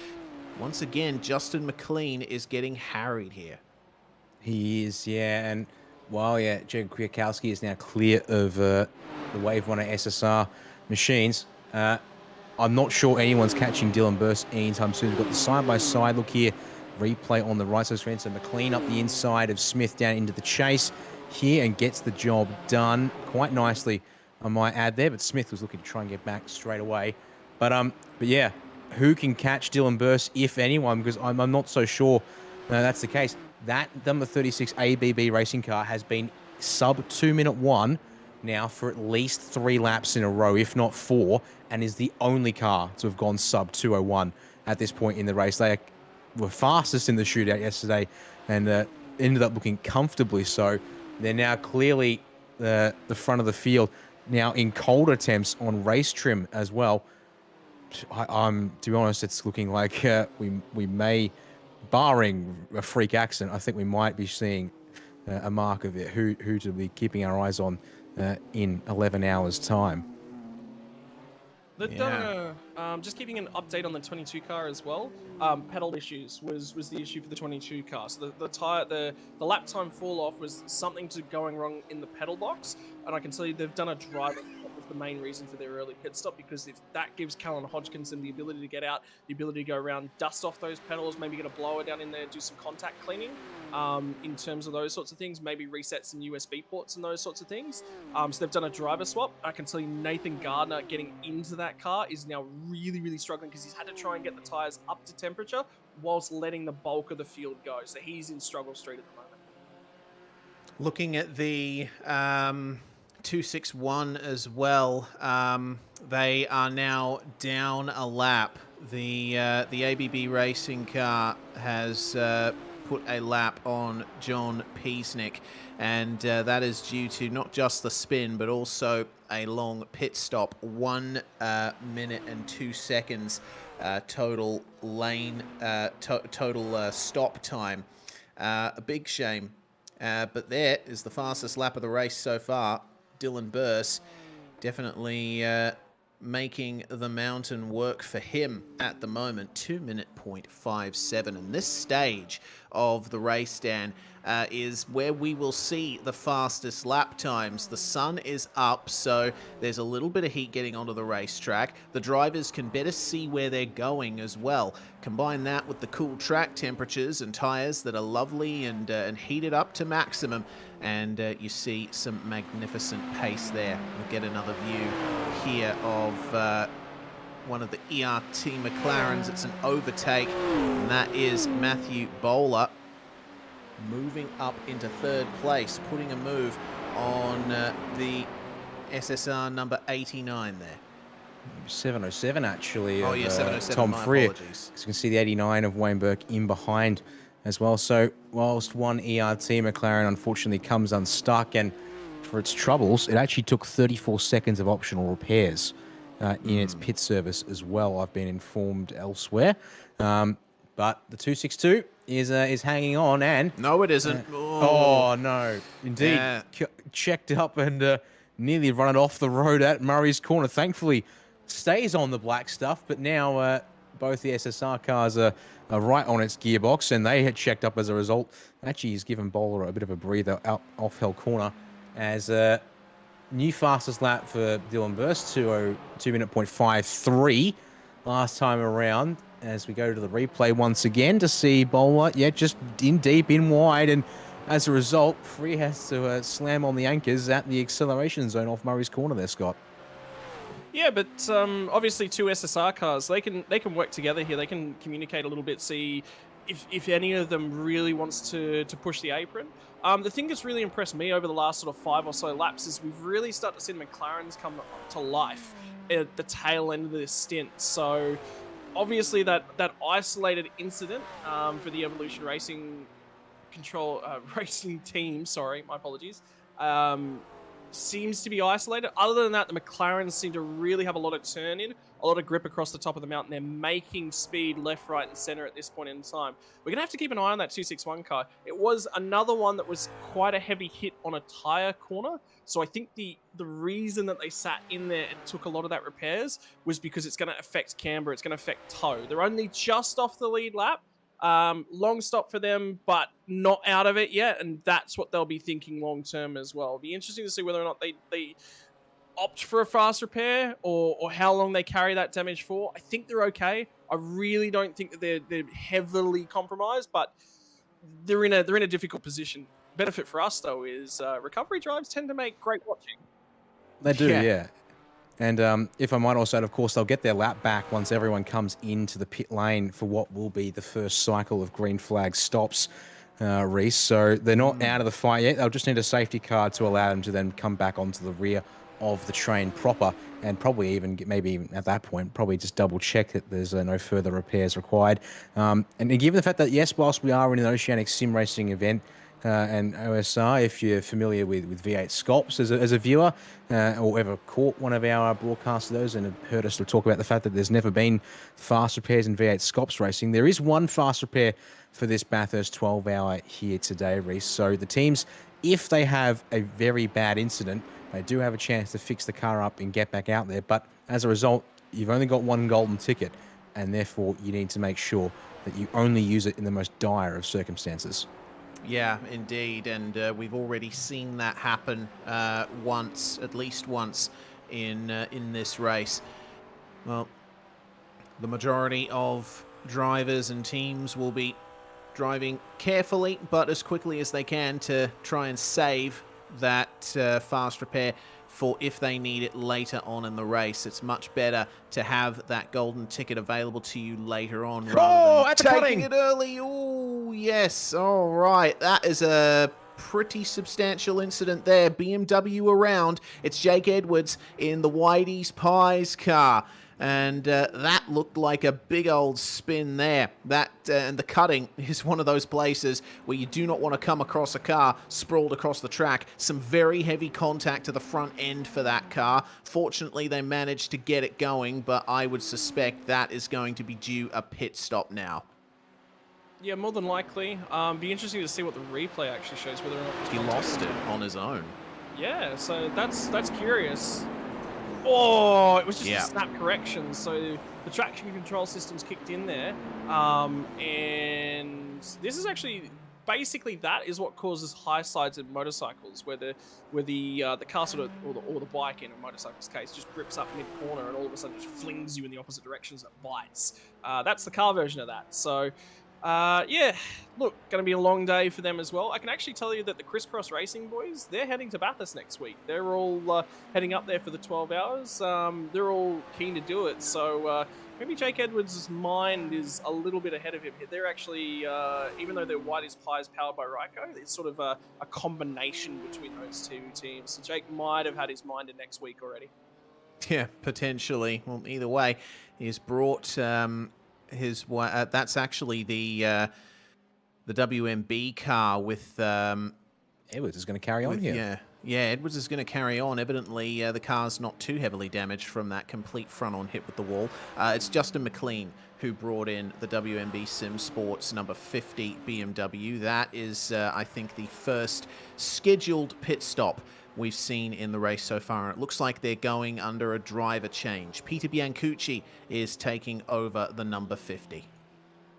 Yeah, got a couple of the cars further on back. Coming into the lane, Craig Schultz and Jack Stiles have brought the 9.5 Sim Sport 957 and Drop Bear and Cosi cars in from 24th and 25th, respectively, to the lane for their first service. So we're seeing, with the formation laps included, just under an hour's worth of racing and 32 laps on the board, 31 laps, apologies, on the board for all them. We'll see here, though, these cars, as they come around, they'll get to lap 32 at least. We'll see, though, anyone for the lane this time. Yes, your race leader is into the lane, so I think we've just found ourselves right on the 1 hour mark, exactly the fuel tank range of these cars here at the mountain. Yep, pretty much dead on an hour, although we have to consider the fuel burnt during the formation laps as well. The ERT262 McLaren also comes in, as does the number 89 Synergy BMW with Wayne Burke at the wheel. Let's see who else decides to come in. Hayden Sell brings the 9.5 BMW 952 into the pits, and Cam Dance, who he was battling with, is going to continue on. Matt Bailey also brings the Rusty's Racing number 95 into the lane. Stefan McCartan in the Crisscross Racing BMW also coming in from 10th place. So looks like the majority of cars we've seen come in so far are BMWs, but that doesn't really mean much, Scott, because the majority of cars in this field are BMWs. Yeah, I mean, it's, you know, next season, it's just going to be the BMW Cup Bathurst 1000, I think, at this stage. And we can even actually have still 2 classes within that, because you can have the BMW GT3 and the BMW GT4. And then if you're feeling crazy, you can even throw a hybrid in there and say, you know, three separate classes at the 12-hour. That'd be interesting, seeing V8 hybrids tearing it up around the mountain. I was actually going to ask a question of Dan. At this stage in the race, I'm curious what your guys are going to be doing. Are they actually thinking about a driver swap? Because the highest mental load of the race is always that first hour, where you're just trying to protect the car and look after yourself. The other option is, at this point in the race, it's about breakfast time for a lot of people. If you were the first driver in that car, you might have been feeling a little bit too nervous to maybe eat something, grab a cup of coffee. So it actually might be a good idea to get some fluids, some food into you and start sort of thinking about the day. You've got to make sure that you keep your food and your drink up to you. Food quite critically, because if you start to fall out of blood sugar, that will trigger mistakes as well. So Dan, what are you guys doing? Well, obviously, I don't want to give away too much on broadcast. Come on, Dan. But I can say that also, for us as a team, we're obviously keeping up. We've got Cam here, who's currently who's based in New Zealand. So we do have the advantage of Cam being 2 hours ahead of most of us here, and for those who are racing on the east coast of Australia. So for Cam, it's already actually midday at this point in time. So he'll be thinking maybe about lunch in the next hour or so, perhaps. But and we're also sort of working with scheduling constraints and so making sure that we make sure our drivers have got in. Also in the second car with the 692 for my team, Jack Stiles is based in England.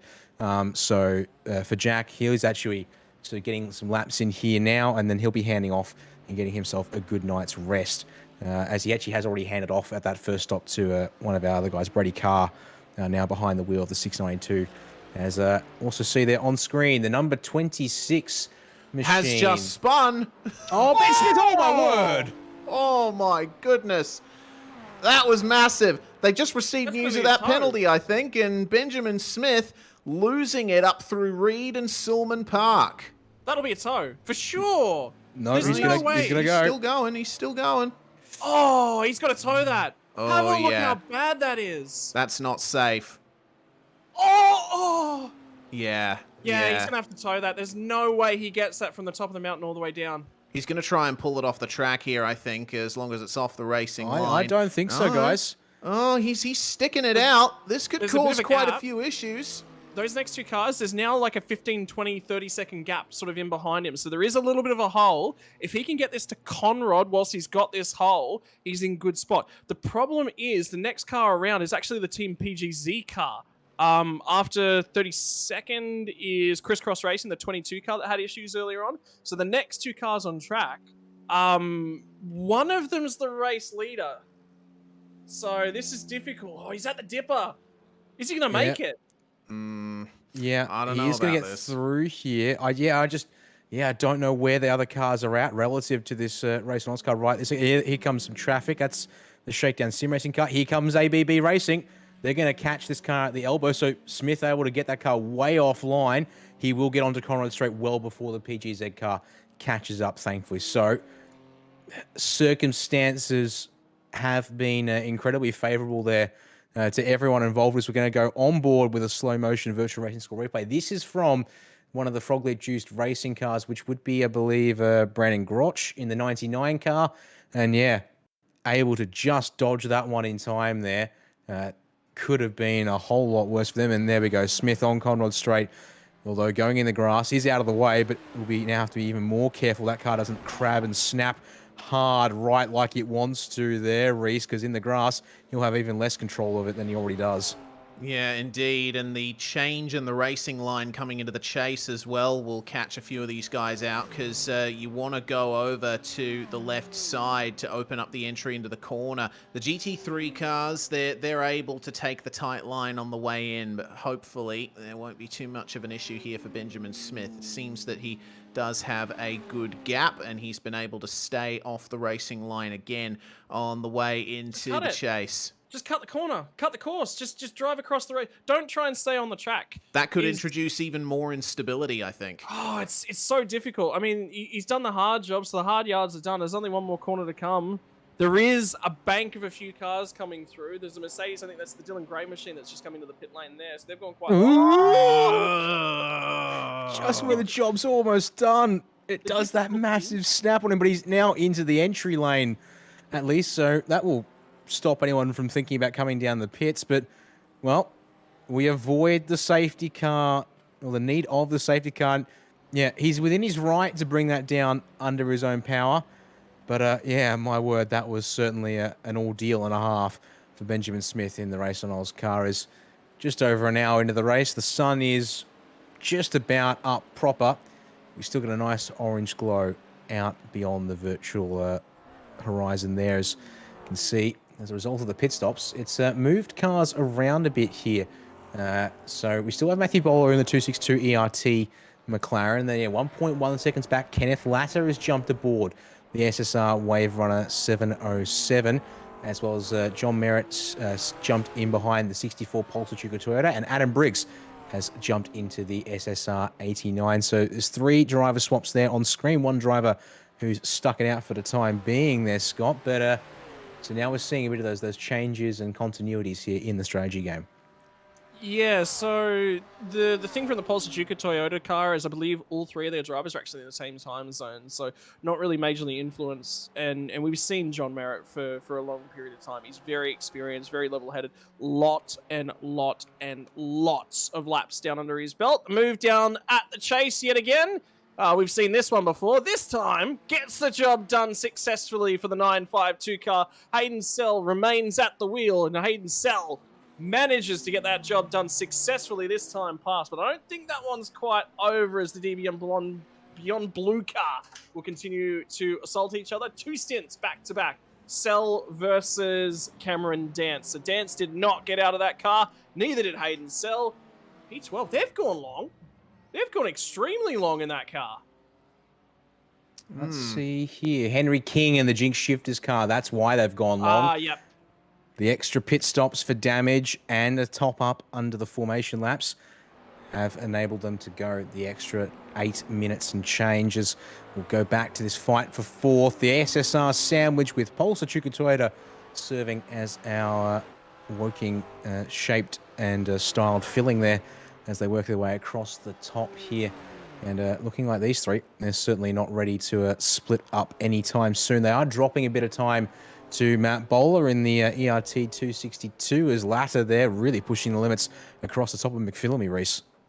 Yeah, absolutely he is. And goodness me, I'd say that this battle is going to go on for some time. And further to your food analogy there, I'd say maybe the McLaren represents some good British ham or roast beef. Meanwhile, the BMWs are 2 slices of pumpernickel. Let's see if that composition changes. Doesn't look to me like John Merritt got a very good exit out of Forest Elbow that time. And into the chase they come. Gains a little bit of it back on the way into the braking zone, but this is one of the big things, Scott, that is a huge element of endurance racing when you've got driver swaps in it. These guys have all just gotten into their respective cars, and they are right in to the thick of it straight away into this battle. That must really play on your nerves. Yeah, it does a little bit. John Merritt will obviously be quite comfortable. He'll already be ready and set. We remember the McLaren was a little bit weak early on. Maybe they were trying to do some fuel saving. Flashing of lights from John. I'd say he might have bumped a button there. That's unlike John. I'm interested to see if he's going to go for it here. Yeah, he does. All right, let's see if John can get this one done. So new drivers at the wheel. He wants to put some impression down on these guys and hopefully get clear of them. was interesting to see that they were locked in this battle. They pitted and they were still locked in this battle, so there was no time saved in the pit lane. Fishy Motorsports was another one of the cars that actually managed to go long in that first stint. Remember, they're trying to play themselves back into it in terms of strategy. Qualifying did not go their way yesterday, so that's actually quite important for their overall race. They're the last car to pit under this first round of pit stop cycles. Merit's immediately starting to press the advantage. I'd say these two SSR cars are immediately behind it, probably swap positions in the next lap or so. That's the second one in the queue, the 989. 89. Oh, sorry. Yeah, it's the 89 car of the two of them. Yeah, well, looks like to have a fair bit of pace on board.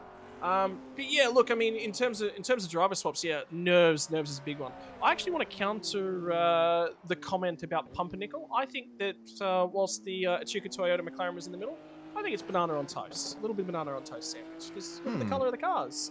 Yeah, indeed. But considering how dark the SSR cars are, I think the toast might have gotten burnt a little bit. Well, we'll leave that behind for now. Endurance broadcasts on SimSpeed almost always devolve into food discussion, but we'll see what we can do to bring it back to some of the racing action, because John Merritt, as highlighted, is streaking away at the moment. And looks like that McLaren is very pacey in his hands. We'll see what the BMWs can do to try and gain some of the advantage back on the straights. But when it comes to the top of the mountain, John Merritt is looking incredibly confident. And the battle for fourth continues. Two McLarens in the top four. A BMW still leads in the ABB racing car of Dylan Burse. They lead by 16.9 seconds.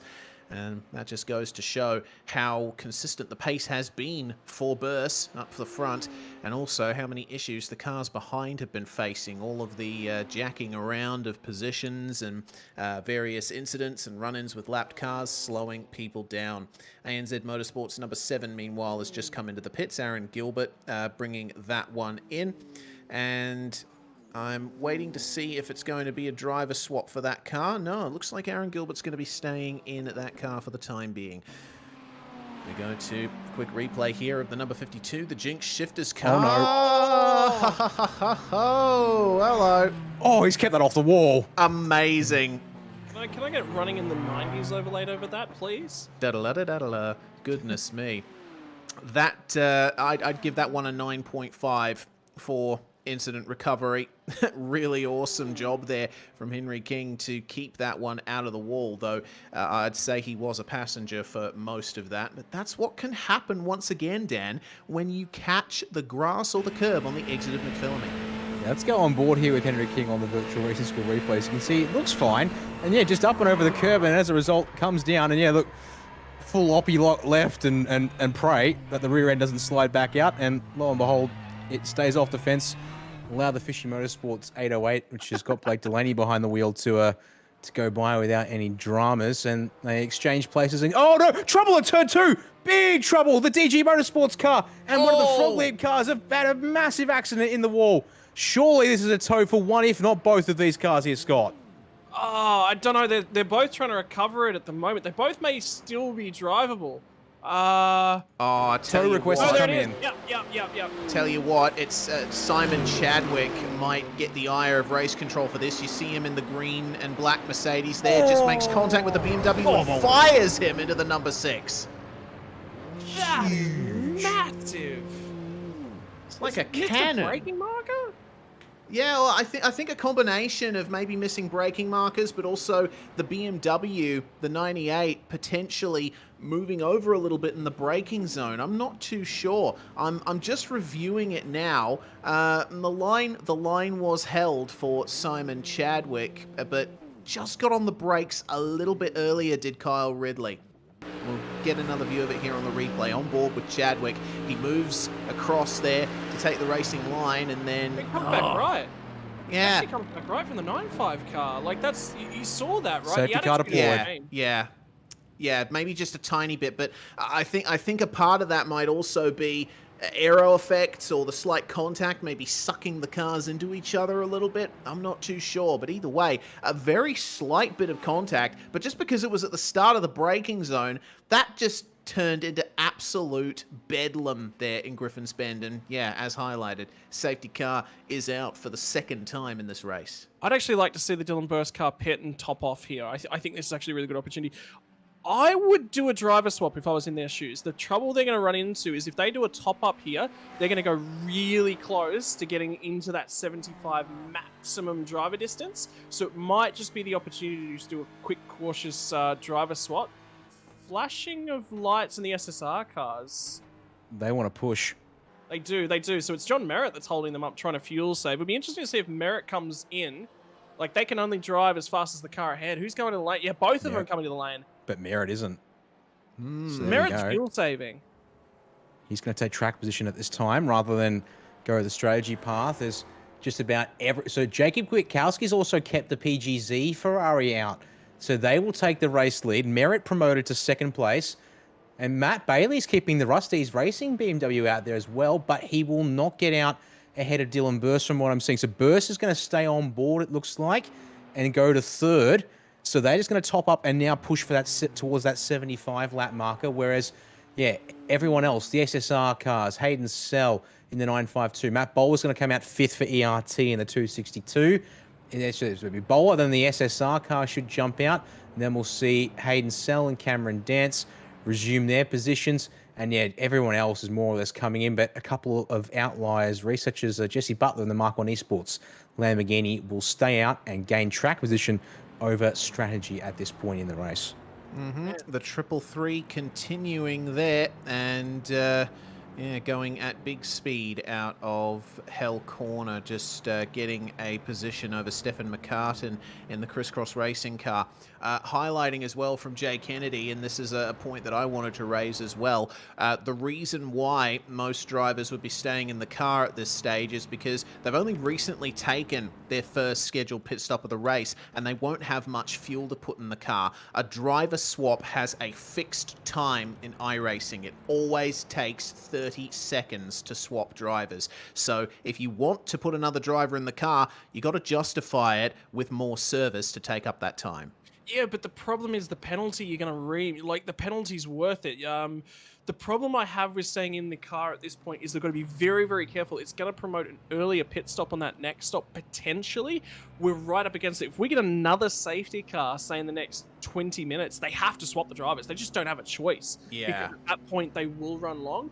Whereas if you swap the driver, you take a little bit of pain at this point in time. You know, it's not going to be great. Man, Jay, you've been working hard on those cameras behind the scene. You literally love your photogenics, don't you? You're getting down in there, you're getting that reflection. Man's just got himself a new computer. Man was so proud of all the new details and everything that he could really pump through. That and is some of the shots of the day, and I don't think it's going to get any better than that. That's beautiful. That's crispy. Yeah, very crispy and some nice crunch to those images. And I gotta say, it looks really good on the focus as well. That's a really awesome couple of shots that we've got there. And this is my favorite time of the day in the real world as well. You know, dawn and dusk, when the sun is very low on the horizon, and you have the headlights and the brake lights of the cars just breaking everything up. It just results in some fantastic images.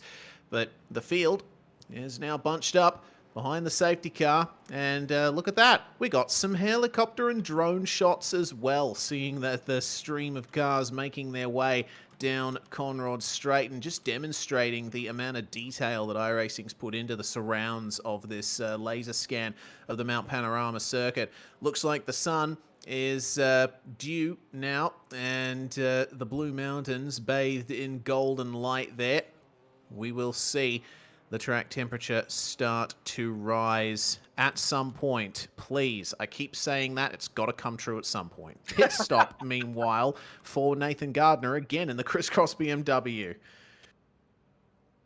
Yeah, so I actually don't hate this from Dylan Gardner. So fun fact for you guys, because I did chemistry at university, so I'm quite into the way that the energy works in a whole bunch of things. Coldest time of the day is actually fractionally after dawn, because you've got all that dew in the air. Basically, the way it works is it sucks energy out of the air to evaporate water. So whilst the water's sitting on the ground, the dew's actually evaporating. It'll make it colder again, and it's because it takes energy to evaporate water. The way that the laws of thermodynamics work, that's what's going on. So air temp will go down at this point in time. And then it will start to climb here in about half hour, 45 minutes. Oh, give me more of that. Oh, Jay delicious. Kennedy. That is pretty much the exact angle of a photo I took the last time I went to the Bathurst 12-hour, except the sun was behind me at that time. Just really nice to see the sun dancing off the tarmac there and bathing it in that golden orange light. And thank you very much for that quick chemistry lesson there, Scott. I think that shows the detail also that iRacing has put into the dynamic track system and the weather system as well. Of course, rain is still on its way, but in terms of dry running, working with the moisture levels in the air, the humidity, the wind direction, all that sort of stuff, it really does affect how the racing goes about its business. Number 44 Shakedown sim racing car still out on track as well, and well, what better sight is there than a Ferrari making its way down the mountain in these conditions. Jim Stoddart is now in the number 44.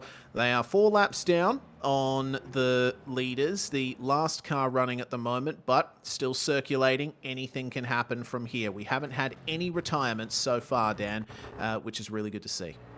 Correct, and another car that's been given the wave around, number 26, Race on Oz BMW, Benjamin Smith still behind the wheel. Apparently, that's a mouthful that apparently I was going to crisscross all my way there. So those cars both getting a chance to get a lap back. And in the case of Smith, that'll put the Race on Oz car 1 lap down on the field. Unfortunately for Stoddart and the Shakedown sim racing cars, they are still looking at being, I think that's 4 laps down at this point, unfortunately. So they've still got quite a ways to try and claw things back for them in that case. As the 22 Crisscross Racing Machine has also been given a wave around under this safety car there. So they will go to 1 lap down as well. Actually, no, pardon me, correction. Benjamin Smith and Nathan Gardner here. So the 26 and the 20 will both go to the lead lap of the race. Apologies, got looking at my numbers completely messed up there. It's the Shakedown Sim Racing car that will still stay 3 laps down at this point. Did they move to 2? Because they were 3 laps down earlier, unless they lost another. They're on their 37th or 38th lap of the race. The leaders are on their 40th. So they're coming to the end of lap 40. In fact, actually, coming to the end of lap 41. Whereas the Shakedown Sim Racing car is on lap 38 at this stage. So 3 laps down for them. Whereas Smith and Gardner have both also got onto the lead lap once again. So we will have 29 cars still on the lead lap at this point in time as the field circulates here under safety car, Reese. Indeed. The thing I'm thinking about the most here is the restart at this point, because the Team PGZ and the Pulsar Chuka Toyota cars, as we've seen, stayed out under this safety car. They will have obviously a little bit less fuel in the car, but we've seen the kind of pace that Dylan Burst can extract out of the number 36 ABB racing car. I reckon he'll be on the attack, and it'll all come down to whether or not these drivers at the front are willing to give much room on the restart. This is going to be quite interesting up at the front. I'll be keeping my eyes peeled on those top 3 to see what Dylan Burst does. Yeah, I'm curious as to how aggressive all of these guys want to get as well, because there's a few cars that'll get shuffled in and out here. John Merritt's obviously been in that car for a fair while. Jakub Kwiatkowski, he's going to be aggressive as well. There's some pace here from a number of cars. We've seen Matt Bowler was just starting to get really into his rhythm, and he was starting to turn some strong laps. Matt Bailey in a great position as well. So just an update on everyone's race strategy. The 111 PGZ car did not pit. The 64 Pulsar Chuka Toyota car with John Merritt at the wheel also did not pit. Dylan Burst was your race leader by about 13-14 seconds just prior to that pit window under the safety car. They are the first car to have pitted. They are P3. Rusty's 95 did not pit, and it looks like just about the rest of the field has pitted. The Mac 1 car in 10th spot at this point in time is another car that did not pit, so they're out of sequence a little bit. The 99 Frog Leap Juice car didn't pit at this point in time. So there's a bunch of cars sort of mixed up. We've got some potential for another safety car here, Dan. Again, going to throw it to you. Your guys are sitting there in some nice little positions. Looks like they're all sort of pitted. Advice to them on this restart? It'll simply be a case. Well, I can see actually on the Zoom feeds, Cam Dance is working the wheel as they go over the top of the mountain as we pick up another one of these static shots here at the Dipper with the sun in the background. The main thing is, keep looking after the car. Get it to the next pit stop and target that full stint length here. Is generally, I'd say, the key for this point in the race. Because, we want to be looking at trying to make sure that that car is still happy, healthy, and whole. And, for the most part, you're saying there, the SSR car's ahead and the ERT car ahead again, plus the 9.5 BMW behind, all on the same strategy. So, be plenty of cars that Cam is comfortable and sort of familiar with racing around at this stage. But safety car has pulled away from the field. We're now under the control of Jakob Kwiatkowski in the PGZ Ferrari there, although maintaining the safety car speed here until the safety car is in pit lane and cannot accelerate to restart speeds until we cross under the Armorall Bridge on the exit of the chase. And then there's no overlap for any cars allowed until the apex of Murray's Corner, and no overtaking before the start-finish line. So those are the three things that all the drivers have to keep in mind here for this restart. So we'll see if Kwiatkowski goes early or late. We saw it was late on the apex of Murray's for Burst with that early race restart. Now, Reese, it's time for Kwiatkowski to show us what he can do here from the front. Indeed. Under the Armorall Bridge they come. A little bit of last-minute weaving there, it seems, for Kwiatkowski. And down into Murray's. Let's see if he decides to fire it away at the apex of the corner.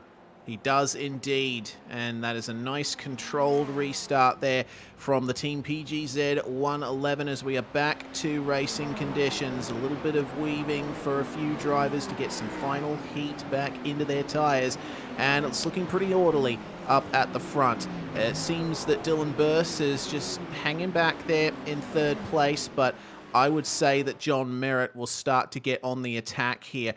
Stayed out under the safety car, and it's worked out nicely. He is now in second, and he's very aggressive on the brakes coming into Griffin's Bend. It'd be interesting to see if the ABB car does start to pull away from the pack behind. This time, everyone's sort of settled down, going too wide, looking for the overlap as they come up into the cutting for the first time under green flag racing again this time. Who's got the fresher rubber underneath their feet, because they will be quite slow in these opening laps. Didn't leave enough time for tyre changes. They would have been taking a time penalty to sit there and change rubber in the pit stop or change drivers in the pit stop as well. So there's a lot of little factors that these teams are starting to try and manage. Look at John Merritt. He's got pace, but that Dylan Burst BMW, gee, that's quick on these opening laps. It showed great pace in the shootout, with only one lap to warm itself up. And once again, Dylan Burst showing that the early race pace long run starts right here at the very beginning of his... Trouble further back! Hayden Sell's gone around at the elbow. What's caused the 952 car to get in the wall? That's huge damage. Now he's going to take that back very slowly, like we saw for the race on Oscar. He was just in behind... inside of Forest Elbow. Oh, no. Oh, I did that in practice, and therefore it was definitely one to watch out for. And, oh, man, well, we're going to have to go on board for a replay with the 952 if we can. Scott, more trouble somewhere else? No. I think my eyes were deceiving me. I saw a flash. I think it might have been a course car that I saw in the background. I swear I saw a flash of red go left to right in the back. It was just a course car, I think, just at the gates. So I think it's okay. I think there's only one car that's impacted. So here we go. We'll we'll keep our eyes on Hayden Sell here on the replay, thanks to our friends at Virtual Racing School. The wall juts out on the inside of the elbow right here, and Hayden Sell turns in a bit too much and just whacks himself around. That collected the 333 Mach 1 Lamborghini as well. And you can see that Hayden has taken his time getting back up to speed because that car's suspension is ruined right now. Trouble at turn 1 as well for the number 50 WMB Sim Sports BMW. Peter B and Coochie's jumped aboard since we last checked in with that car, and a little bit of contact at the corner, I do believe, as I'm going to go and have a look at it here. Oh, the race on Oscar! Oh, dear me, that's going to be a black flag for the number 26. Benjamin Smith, unfortunately, has not hit the braking markers correctly for that corner. Yeah, and the number 50 BMW was also trying to negotiate the number 6 Mercedes of Paul Nichols, who, remember, was one of the cars that brought out the last safety car as well, so they are 2 laps down on the field. They had to be careful negotiating him there, but yeah, Benjamin Smith just too late on the brakes. Nothing that the drivers in front of him could do. Meanwhile, here comes Dylan Burse, trying his best to get back into second place. The Team PGZ Ferrari leading by 1.5 seconds at the moment. And the BMW has a bit more of a front-end profile than the McLaren does, but that doesn't mean anything for straight-line speed with the balance of performance of the GT3s. Let's see if Burse is aggressive here on the brakes. He is indeed. John Merritt getting on the brakes a bit early, I think, to just let him go. I think he's well aware of the situation here. Yeah, one of the biggest factors about John Merritt is you can say he has got a big old Galaxy-sized race brain. Engaged in the 64 Pulse tuning car. But the other thing he'll be doing, I think, is he wants to attach himself to the rear bumper of Burst. Burst is definitely quicker, but carrying a heavier fuel load. So he thinks that he might just be able to stick with the Dylan Burst car with the lesser fuel load that he's got. If he can do that, that's going to play out perfectly. The problem is if he falls off the back of this car now and loses that toe, they're in a very poor strategy position. So he's sort of got a job to do here, and he has to attach himself to the rear bumper of that car.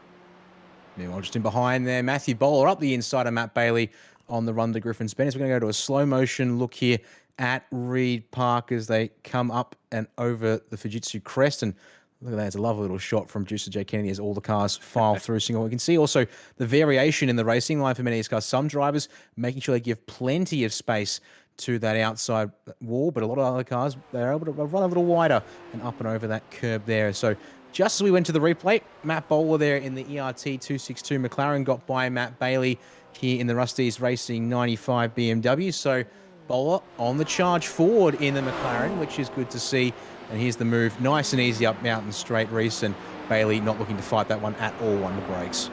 Yeah, you'll see quite a few passes in Griffin's Bend completed early. Oh, hello. Was that there side by side? Yeah, side by side on the way into the dipper for the 333 Mach 1 car, as well as Jared Knight in the 105. That was almost disastrous. But the point I'm making is you want to be on the inside if you're going to try and make a move into Griffin's Bend, because there's a lot of camber in the road. The inside of the corner is actually banked quite a bit, and if you're stuck on the outside there is nothing you can do. Jared Knight, meanwhile, fighting back here versus Jesse Butler, and gets past him on the way into the chase. How much damage is that Mark 1 car carrying from, unfortunately, collecting the spinning 952 BMW? Because looks like a fair bit. And we're being told from Juicer Kennedy there's more to this, a separate incident for Jesse Butler. Oh no, that's going into the tyres, down the S's. Can he keep it off the wall? And that's why they were side by side, Scott. So that explains what I caught in the background. So unfortunately for the Mark 1 car, a little bit of a mistake there under brakes, and they've come into the pits to fix the car up. We'll see if they go for the fast speed. Yep, there we go. Yep. Oh, look, that's a difficult... Ooh. And a driver change, too. Oh. Mechanical black flag for the number 52. The Jinx Shifters crew is having a horrendous day out there, Scott. Yeah, well, I mean, look, I was going to say earlier on when we went over the Skyline, they ripped their Jinx Shifters handbrake and it just went sideways. 14, there's more cars going on. There's a lot going on Rapid Theft number 14 here with Dylan Hewson at the wheel. Looks like this is some trouble up at the top of the mountain. And again, Oh no! That's what took the 52 out, and some good avoiding action from the Frog Elite BMW just behind them.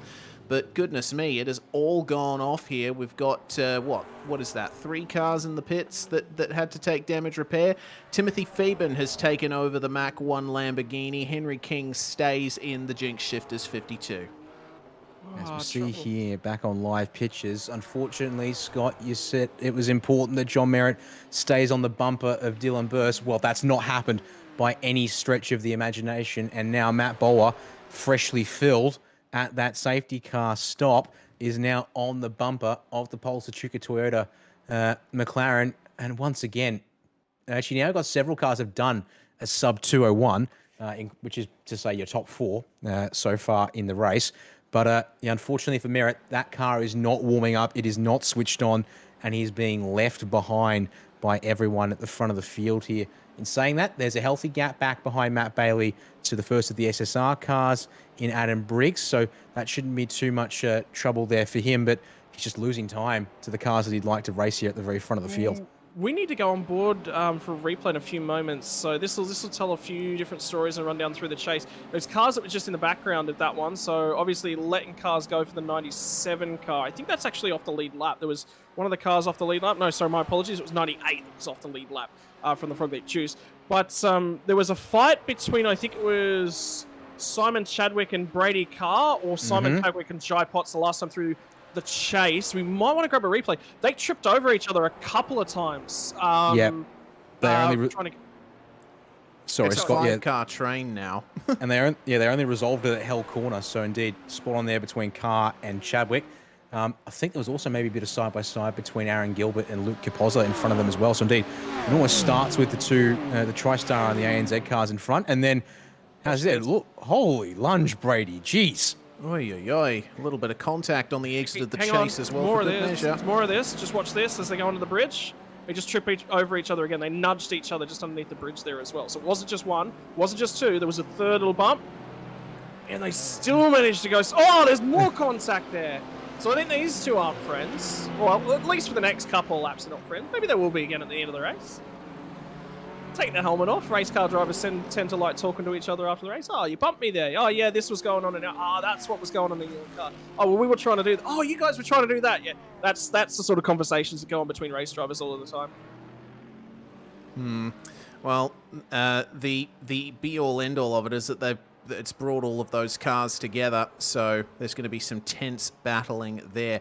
Checking back in with the 862, Cameron Dance still at the wheel of that one. He is caught up to Kenneth Ladder in the SSR 707. They're also dragging along the Crisscross Racing BMW that is managed to find themselves into 9th place here, and that is a big change for the Crisscross Racing crew, considering we saw them in the pits a couple of times there early on. It's been a pretty good recovery for them so far. Let's see what Cameron Dance can do up Mountain Straight. Can he pick up the slipstream from Kenneth Ladder? It seems that it's starting to edge towards that. Ladder is going middle of the road. He's not willing to let Cameron Dance through here, Dan. Well, it looks like he's going to have to wait until Conrod's straight if he wants to make the move. Oh, another replay for the 333 Mark 1 Esports car. Timothy Thieben aboard this time. Oh, no, after taking minor damage.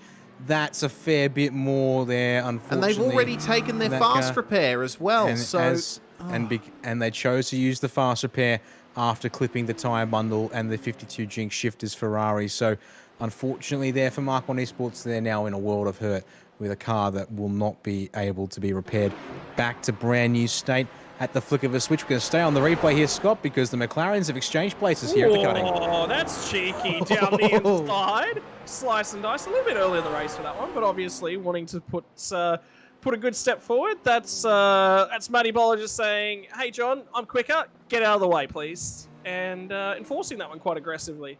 So, well, restarts breed restarts, but I tell you what, if we thought the first hour of this race was aggressive, this second hour has really turned it up a few notches. But I think that's the pit strategy. There's guys that are sort of boxed in here, and they've sort of got to impress upon each other, as we're going to see another move going on. I was actually going to talk about how well Ken Ladder's been doing the V8 Veterans Series. They nearly made contact there. Dance will get it down the inside. Another car trying to line him up for a spot there as well, and they just barely scrape away with it. This is there. the Crisscross Racing car. So Contact to the chase. We've got a spinner. The TriStar, the 9.5 cars. Oh, no one else involved, but only just. Oh, okay. This is going to require some dissecting, I think. Yeah, right. Simon Chadwick involved in another huge incident there. Have a look at this. They were all battling in this pack of cars, and Chadwick pulls up alongside Luke Capozza, and Capozza stayed ahead on the way into the chase, but a bit of a tighter line on the way through the right-hand kink results in this. Oh, he cut the curb. He got the curb. That's why Yeah. he bounced left. Yep, and that was so my close. word. Oh boy! All right. So that was the Drop Bear 692 that nearly collected Simon Chadwick.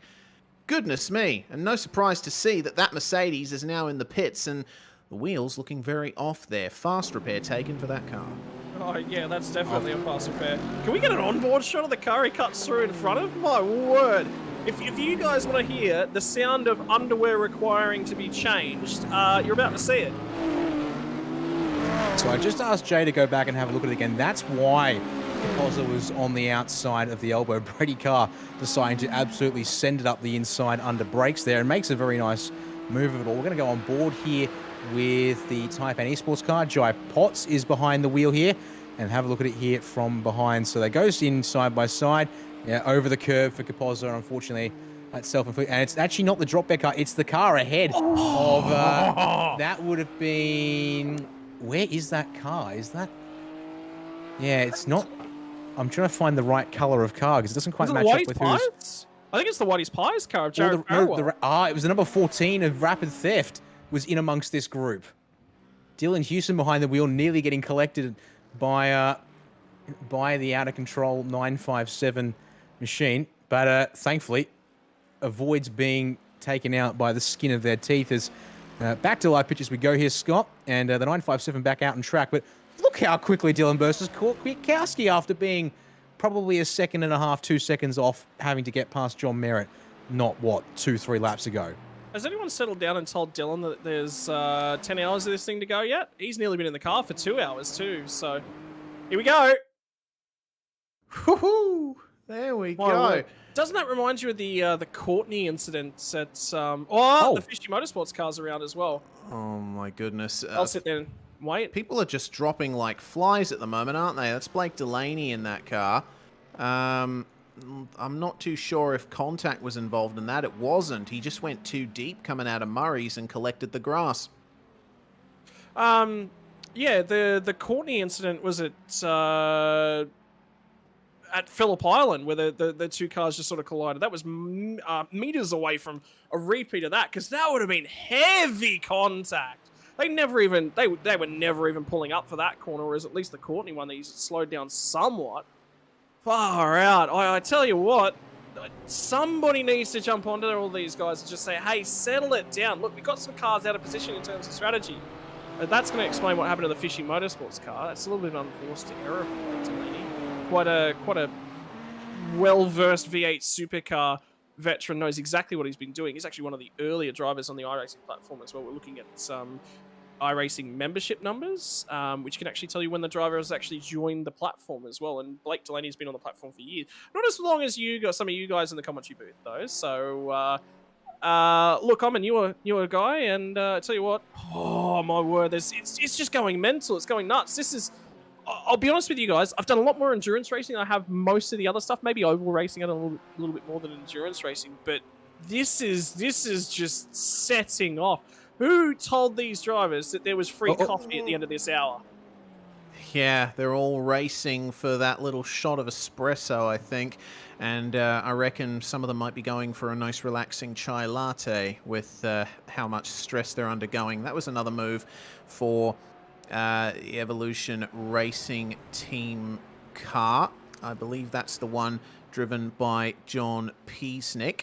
It is. And they are continuing to work their way back up here. They're back on the lead lap now, and they've just gotten past Brandon Grotch in the Frog Leap Juice Racing blue car. They've got James Golding up ahead in the OPR BMW. And Piesnik is setting some pretty good times at the moment. He's running solidly in the mid to high 201s, whereas everyone around him is doing 202s to 204s. So let's see how far this ERT McLaren can get, Dan. Yeah, and, well, talk about a recovery story. They were only, another half an hour, 45 minutes ago, they were down in the dumps and a lap off the pace in the 30s. Position-wise, and here they are, not too far off the top 10.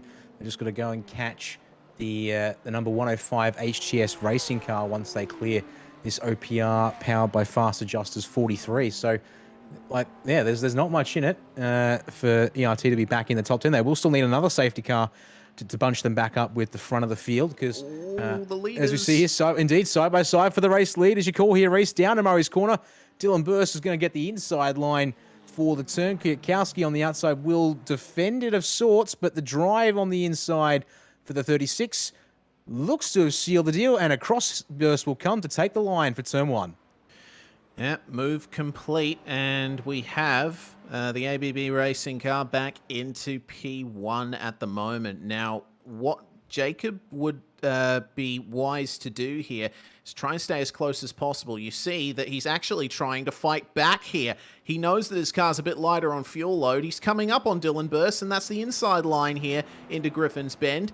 And if you're on the outside, the best thing you can do is yield, because otherwise you're just going to go sliding off into the barriers. So pretty good battle for the lead happening at the moment, but Burst goes really aggressive into the cutting. Kwiatkowski sees him coming, and they make contact on the exit.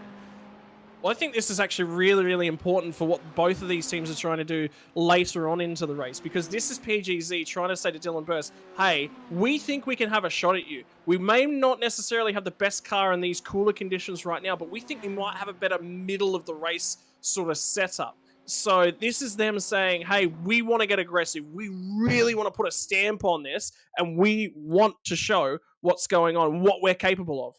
Look at this. This is once again Simon Chadwick going across the track. Every time that sort of thing happens at the chase in sim racing, I always, my heart just goes into my throat. It is amazing the close calls you see at that corner. But that will thankfully be put behind us for now, because things continue to simmer away here on track. The battle for 12th and 13th. Piesnik just made his way past these two. And once again, this car of Brandon Grotch looks like has actually been passed by... No, actually, the OPR car was ahead anyway. My apologies. Looking at my timing screen and getting my wires crossed as... Hello. Apparently a car off up here. Oh, the Mark 1 car's had more trouble. Not again. It has. That'll be done for the day. And it's not going to be able to make its way across to pit entry if he opts to pull it up there on the right side of the circuit. We might just be going to a safety car once again here, folks. Oh, no, he will go for the gap now that's opened up on the track. Thank goodness. He will get that into pits under his own power. Yeah, and that'll be them done, yeah. Yeah, they picked up even more damage, and they were down on straight line speed. Fabian just went straight on at the chase. It looks like that's after the damage was collected. Oh, no. Oh, actually, no. Wow, there's even more. Timothy Fabian not having a good time in that Lamborghini. Really big incident there at Forest Elbow. He was massively down on straight line speed and could not make the turn in for the chase. Well, we turn our attention back to the battle for third here. It seems that after Matthew Bowler made his move on John Merritt, hasn't quite been able to get away. These two remain nice and close. And we'll get a view here from on board John there's Merritt. more. Actually, we're going to have to cut away to something else at this point in time as well, because there was an incident down at the S's at the moment. I was just having a look at the race on Oz. Safety car call. Car's been called. I think it was the 14 car that was parked up at the S's.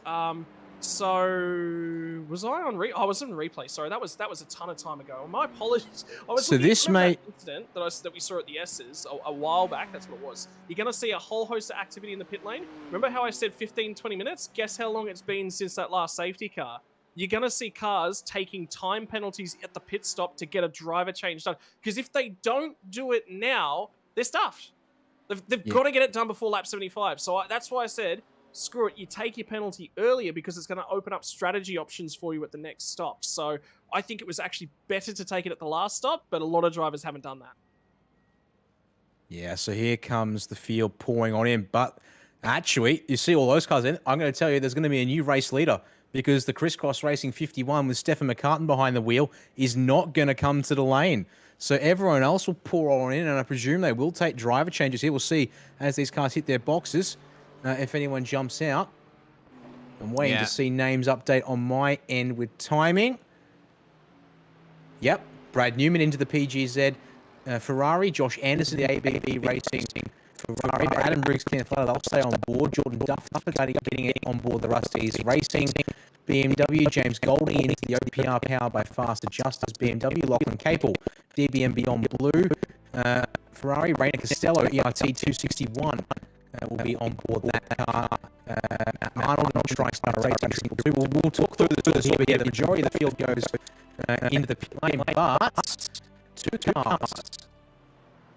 cars have stayed out. Crisscross Racing 51, HTS Racing 105, and then further on down, currently 60 on the road for 999 TriStar Racing Ferrari. Now, if I'm not mistaken, this is a random safety car because... I would suspect so, yes. Yeah, there was no incident on track that triggered it, no requests for tows. So, evidently, race control decided that the amount of time elapsed between the last safety car and this one was enough to trigger one of the up to 4 random safety cars that take place in this race. Now, we should clarify something that we said at the top of the broadcast. If a safety car happens naturally close enough to the lap number that a random safety car is generated, then race control will count that naturally occurring safety car as one of the random ones. So we're not sure of the exact number. We don't know how many more random safety cars there are to go. For all we know, random safety car could have been covered by one of the safety cars that we've seen earlier. Yes, there'll be a few interesting things. I'm actually digging through rules and regs at this point in time because there's a couple critical things to note. So we did 5 laps at the start of the race before we actually went racing, and that's critical to know. Those laps count towards a driver's maximum allowed lap count in the car. So when we get to lap number 75, anyone who's been in the car since the start of the race will need to get out at the end of that lap, or they're going to get a penalty. So for the 51 car who's at the front of the field, the reasoning behind why they may have stayed out is because they're less than 20 laps away from a pit stop. They're on their 54th lap at the moment, so they've got 21 laps that Stefan McCartan can do in that car. And anyone else who's been in since the start of the race, this is something we've sort of got to keep half an eye on. So this is going to be tricky to handle. Have a look at all these guys. That's Harry Dodds in the red shirt in the middle of that one. He has just got eyes. There's beady little eyes. He's so focused up. He's really, really in the zone. This is when he's going to be driving quite well. So he's in the Frog Leap Juice car. Cameron Dance, have a look at him. He's just chilled out. He's happy. He's enjoying life. Seb Flock on the right-hand side. Is that a Logitech wheel? He's doing phenomenal Logitech wheel. That's Logitech wheel. He does a great job, Seb Flock. Yeah, man. I think we're about to see some very, very spicy strategies because this has put the drivers in a really awkward window. Multiple cars are in the lane getting some repairs at this point in time, but yeah.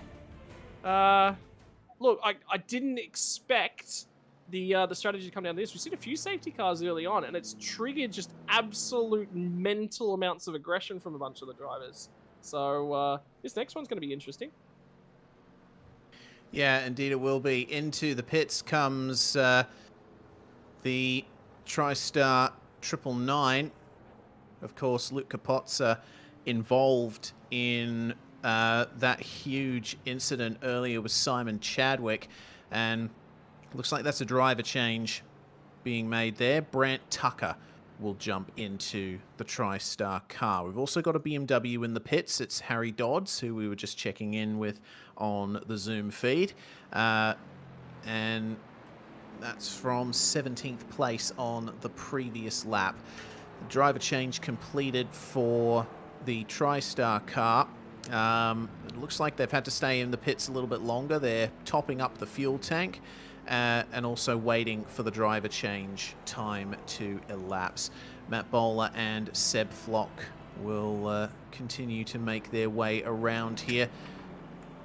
The 262 now Bowler, driven so by Flock. Yeah, Bowler just nice and relaxed. That's what you got to do, though. It's actually any time you have a sim race with manually driven safety cars like this, I actually like to liken it a lot more back to cricket, because it actually has a lot of psychological crossovers. You got to be focused up, right? You've got to be ready to go when the race is circulating. But in these safety car periods, you've also got to make sure you as a driver take a break, because if you're mentally loading throughout this period, instead of having a break and being reset and refreshed, ready to go, you're going to be a lot more fatigued than a lot of the drivers around you. So making sure that you have a little bit of a procedure that you have. Something that I like to do is I'll just completely and utterly switch off. I'll get my calls on whether or not I'm going to pit. I'm done, and then I'll just follow that call. And then I'm tuned out for the next couple laps. I'm really just chilled. When we come back and we get the 1 to green marker from either race control from iRacing, that's when I'll start to tune back in. I'll just make myself aware of where my fuel mapping is, or make myself aware of the fuel saving that's going on. But up until we're sort of 3/4 of the way through the lap, I'm still making sure I'm chilled out, but I'm ready to switch back on. Then, when we get down to the last couple corners, the first thing that I do is as soon as that safety car starts to pull away from the field, my first thing is fuel map, gear. Fuel map, gear. And that is my mental switch that I've got to switch myself back on straight away and go straight back into race mode. Cricketers, exactly the same. They have a mental switch, a mental flip, so that they can re-enable themselves to perform at their maximum opportunity, but they're not mentally overloading themselves. And I cannot stress how important that is in these sorts of races. Yeah, I echo that, because I have had quite a bit of experience racing and endurance racing myself. Not so much recently, but back in the 2015 to 2019 era, I drove prototypes quite a bit in endurance championships. So that's something that I went through as well. You know, put your fuel map back up to max, make sure that you're in the right gear, and then you can get going again. Just take it easy at the start, but then get aggressive. Hearing that waiver rounds have been completed, so we should expect the safety car to come in at the end of the next lap. Meanwhile, Rapid Theft in the number 14 are back on the lead lap, which is really good to see for them, thanks to those waiver rounds. But everyone is on the weave at the moment. The crisscross racing car with Stefan McCartan at the wheel, and he and Jared Knight will be once again holding up the ABB Racing BMW, which has had a driver change, Dan. Josh Anderson is at the wheel of that one. Now, Anderson, along with Burse, one of many drivers with real-life racing experience here. If you think, oh, Josh Anderson, that sounds familiar, well, he has competed in Aussie racing cars in the past, Dan. He sure has made a solid run of it last year, and so much so that he ended up being the series champ for that one there. And, of course, on top of his exploration into real-world motorsport, certainly no slouch on the sim as well. V8 Scops appearances, particularly, solo and endurance, I should say. Also raced here at the Bathurst 12-hour previously. And, for a period of time, was with Vendaval Sim Racing before that team shuttered its doors late last year. So has teamed up with former Vendaval teammates as well for this one in good measure. All three of the drivers in that ABB racing car, formerly of Vendaval Sim Racing, and whilst they're here in a fairly plain and black paint job, they're certainly going to be quick around here. Well, we're looking forward to seeing them quick here. They're net first, still on the road here. Here's Scott. Just going to have to deal with McCartan and Knight as they get away here from the restart. Speaking of which, we are going green at the end of this lap.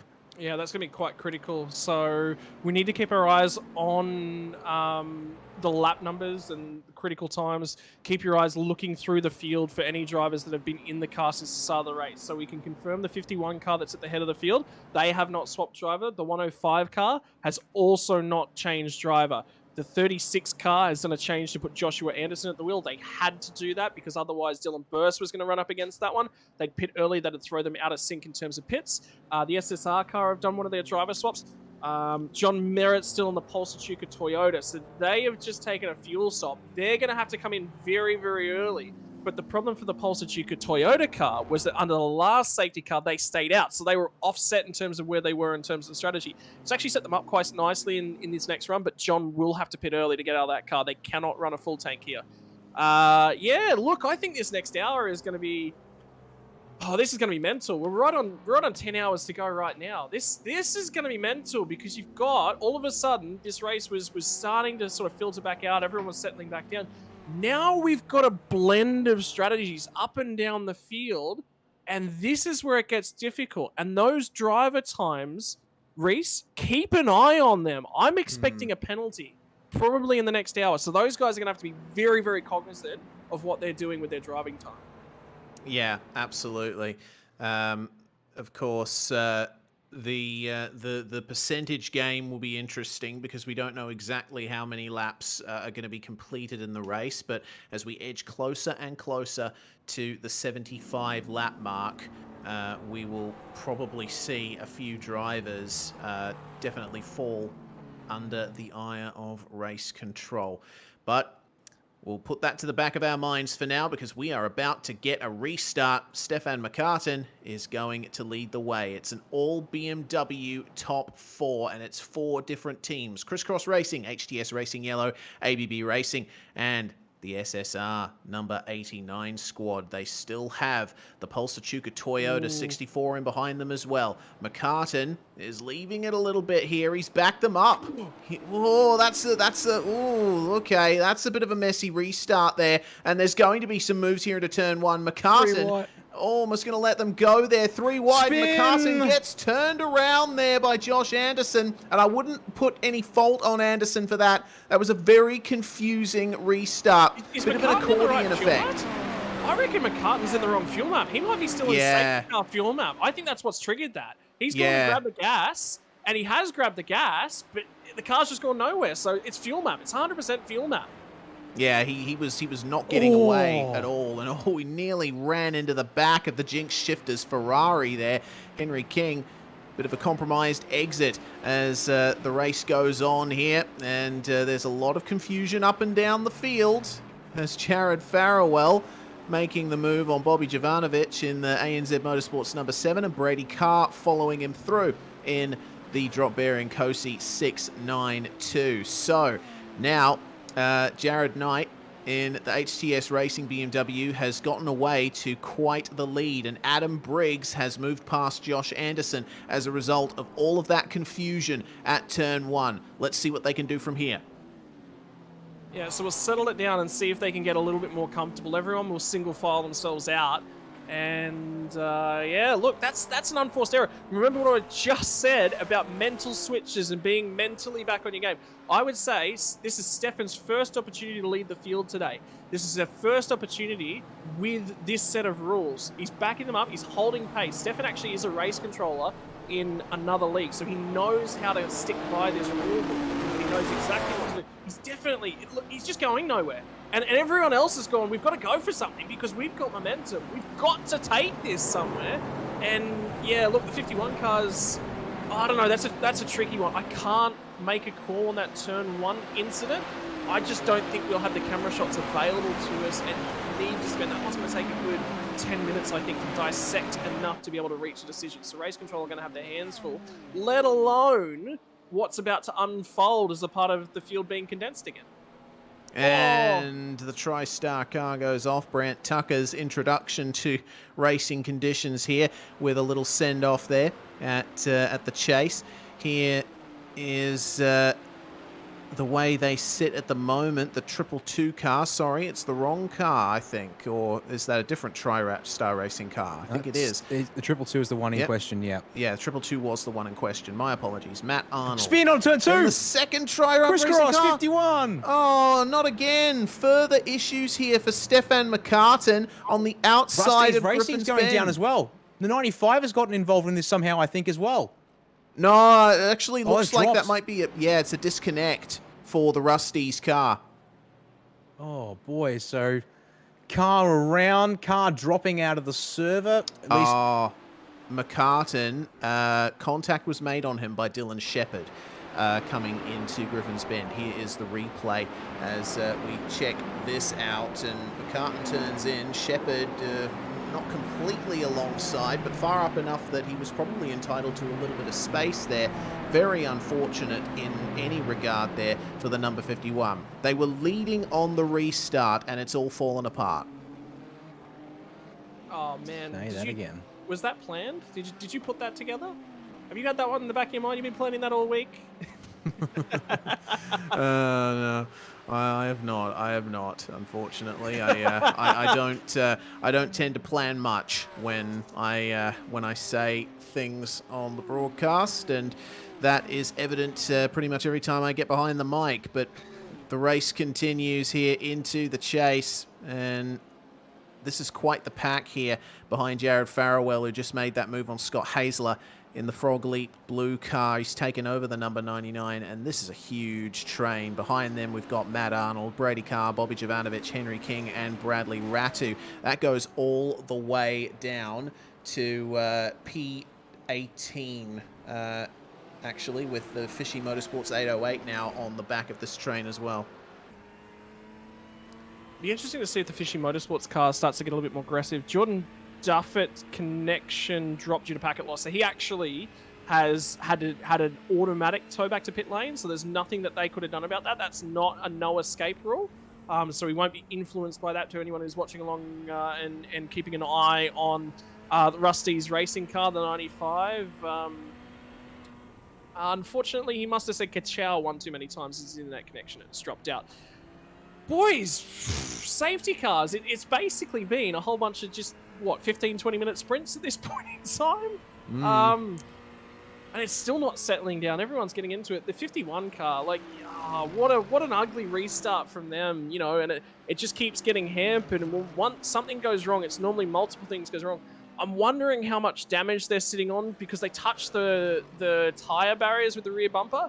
So they may actually be mostly okay. I'm not seeing a lot of damage to that car. They seem to be not too bad. But, life's gotten a lot harder for Stefan McCartan.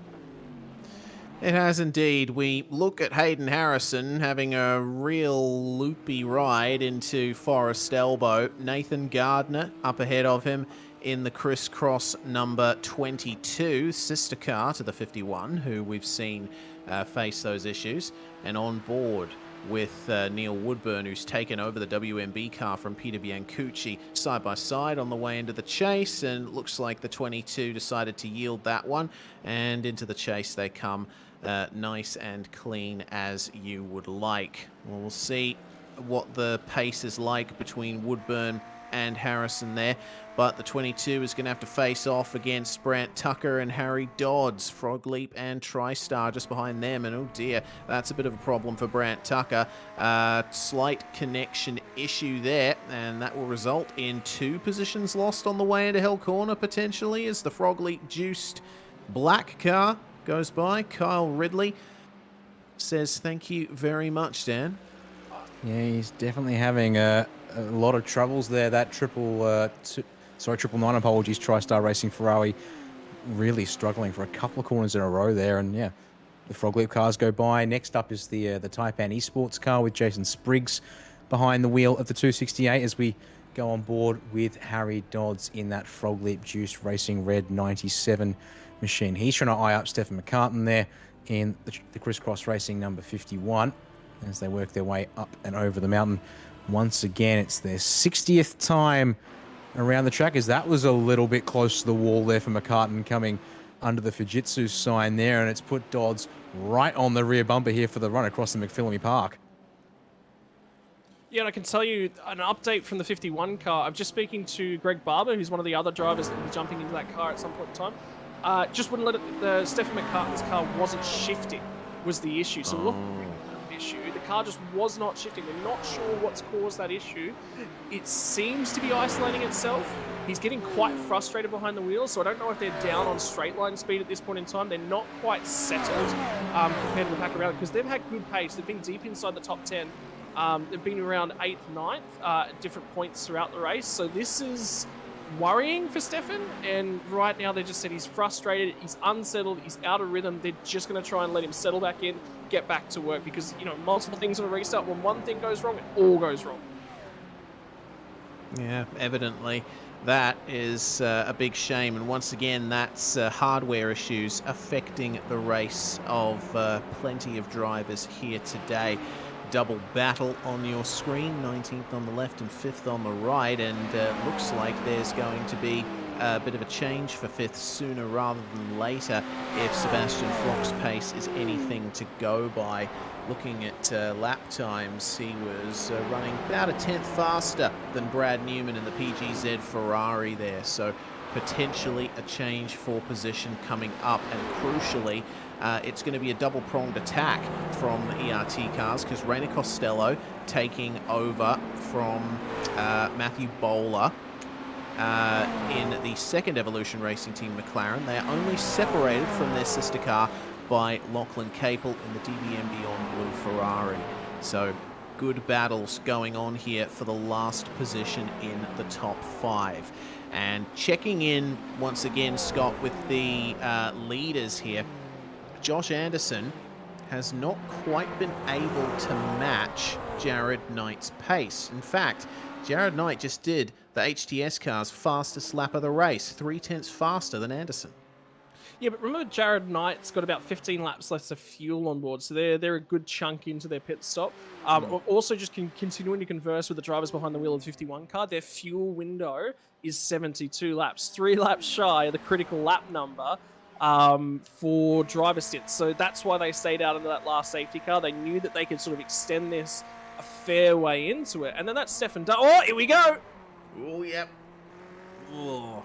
So Capel had to make way there and runs into the back of the second ERT McLaren for good measure. How many positions lost was that? Just the one. Just the one, as Dan quickly corrects. So now the ERT cars are together on track. See if they can make their way past the Ferrari, Dan.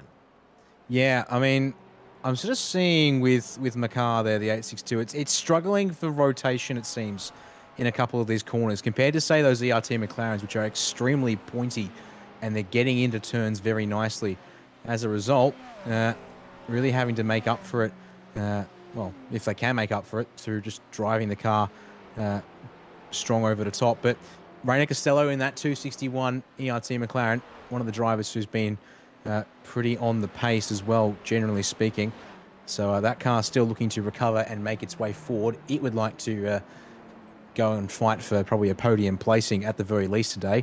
So it's, I'd say, a little out of place in the grand scheme of things, but alas, maybe just showing that, the Ferrari there struggling a little bit at the time being, but still got Kwiatkowski there in, sorry, apologies, Kwiatkowski jumped out the last bit. So Brad Newman now aboard that Team PGZ Ferrari, currently running in 5th place. The ERT McLarens are now both going to, as you said, want to get through there.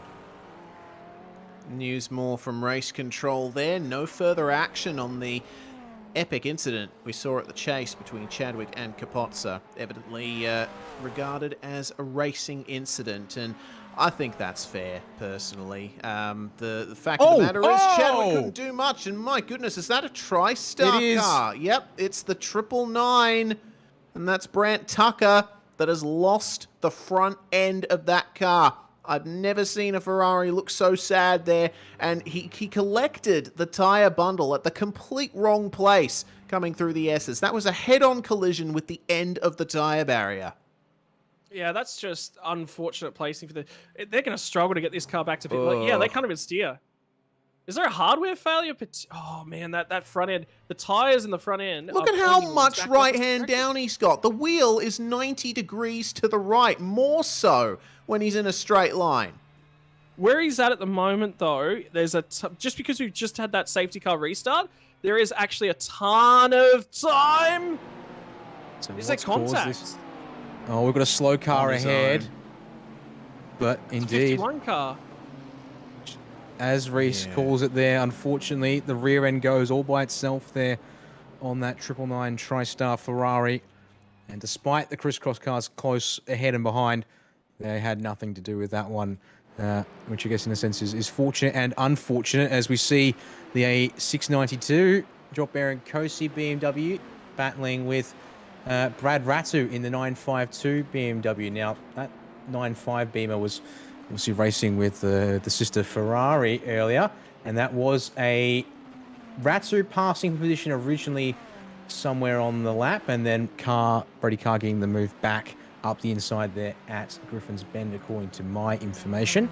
As we see here, that TriStar Ferrari is going to go for the gravel cut through the chase to get to the pits ASAP there. I was going to say, I don't think he can make the left-hander at the chase, is his Yeah. problem. So I think this is actually the best course of action. Like, they'll pick up a penalty for here, but they'll stay in the race. Like, there's no way they were going to make the chase. Yeah, that car has so much right hand down that Tucker just can't steer right. This is the view on board from the trailing car, and yeah, Tucker just loses it by himself on the way into the S's, and that's one of the places where middle of the road and a tight turn in does not work in your favor. You hit that sort of dip in the track at just the wrong place. These guys continuing to swap positions. This isn't a replay. That's on board. So they've swapped positions twice in the lap there now. Are they doing the age-old Delara IR18 slingshot strategy? No, I don't think so. No, I have doubts about that one. Yeah, I think it's just a case of cars with pace differential back and forth. And speaking of pace differential, we should go back to that fight for P5 if we can, because of the ERT McLarens have traded places. It's now Reina Costello in the 261 leading Sebastian Flock in the 262 as we head up to Griffin's Bend. Costello shows the nose on Newman. He's going to go for it up the inside here. Newman will try and hang around the outside, but as a result, his line is completely compromised. Flock looking to try and follow through his teammate, but no way through on the way into the cutting, and they will stay single file there as they work their way out. So one McLaren through, and coming through from the back of the group, as I alluded to earlier, it's really looking to go and catch the cars it was racing at the start of this one, to be sure, as the rest of these cars will work their way across to the top. And very much thank you, Jay, for that one there, showing the gap to the race leader. That's quite a valuable little tool there to see what they're looking to do in terms of chasing down the margin. Now, I'm curious, actually, looking... Oh, trouble behind it, Skyline! Whitey's Pies! Oh no, that's a bad spot. Oh, right on the racing line, but fortunately all the drivers avoid it. Very well done from everybody to keep that, just the incident awareness there was really good. But unfortunately, this was triggered by a mistake from Jared Farrell. Just caught the curb and then spins across the racetrack. Ends up catching the Frog Leap blue car as well. So they picked up some damage from that. Yeah, and did I actually see the Frog Leap blue car blink as well, right as they arrived on the scene? Yeah. So, and you can see, the left rear corner is severely damaged, and we're being told, and can confirm for you, that mechanical black flag issued to the 99, so they will have to serve the meatball, come down onto the pit lane and fix that up. And, They've only got about 15 degrees of left-hand down, so it's actually not mega on that Frog Leap juice car. I think it was just wrong place, wrong time. I mean, that's just... and reappearance there. Thankfully, all the other cars able to just go wide. And the Fishy Motorsports Ferrari having to go to the grass and the runoff. Did they make the corner? I think they did. Because they were in there quite hot in the Fishy car. Is that Blake Delaney still at the wheel? Yeah, so that car's just down the road. We just saw it go through the front end of shot there, actually. So they're still okay. Because they were on a high rate of speed. So a bit of smoke, so they come down normally and then flick! And they'll get a small slowdown for their troubles. But they've avoided the incident and they carry on. Now currently in 15th place in this race so far. As we go to live pitches and look at this here. Lockie Capel and Sebastian Flock tied up nose to tail as they try and get back on the bumper of Brad Newman in that Team PGZ Ferrari.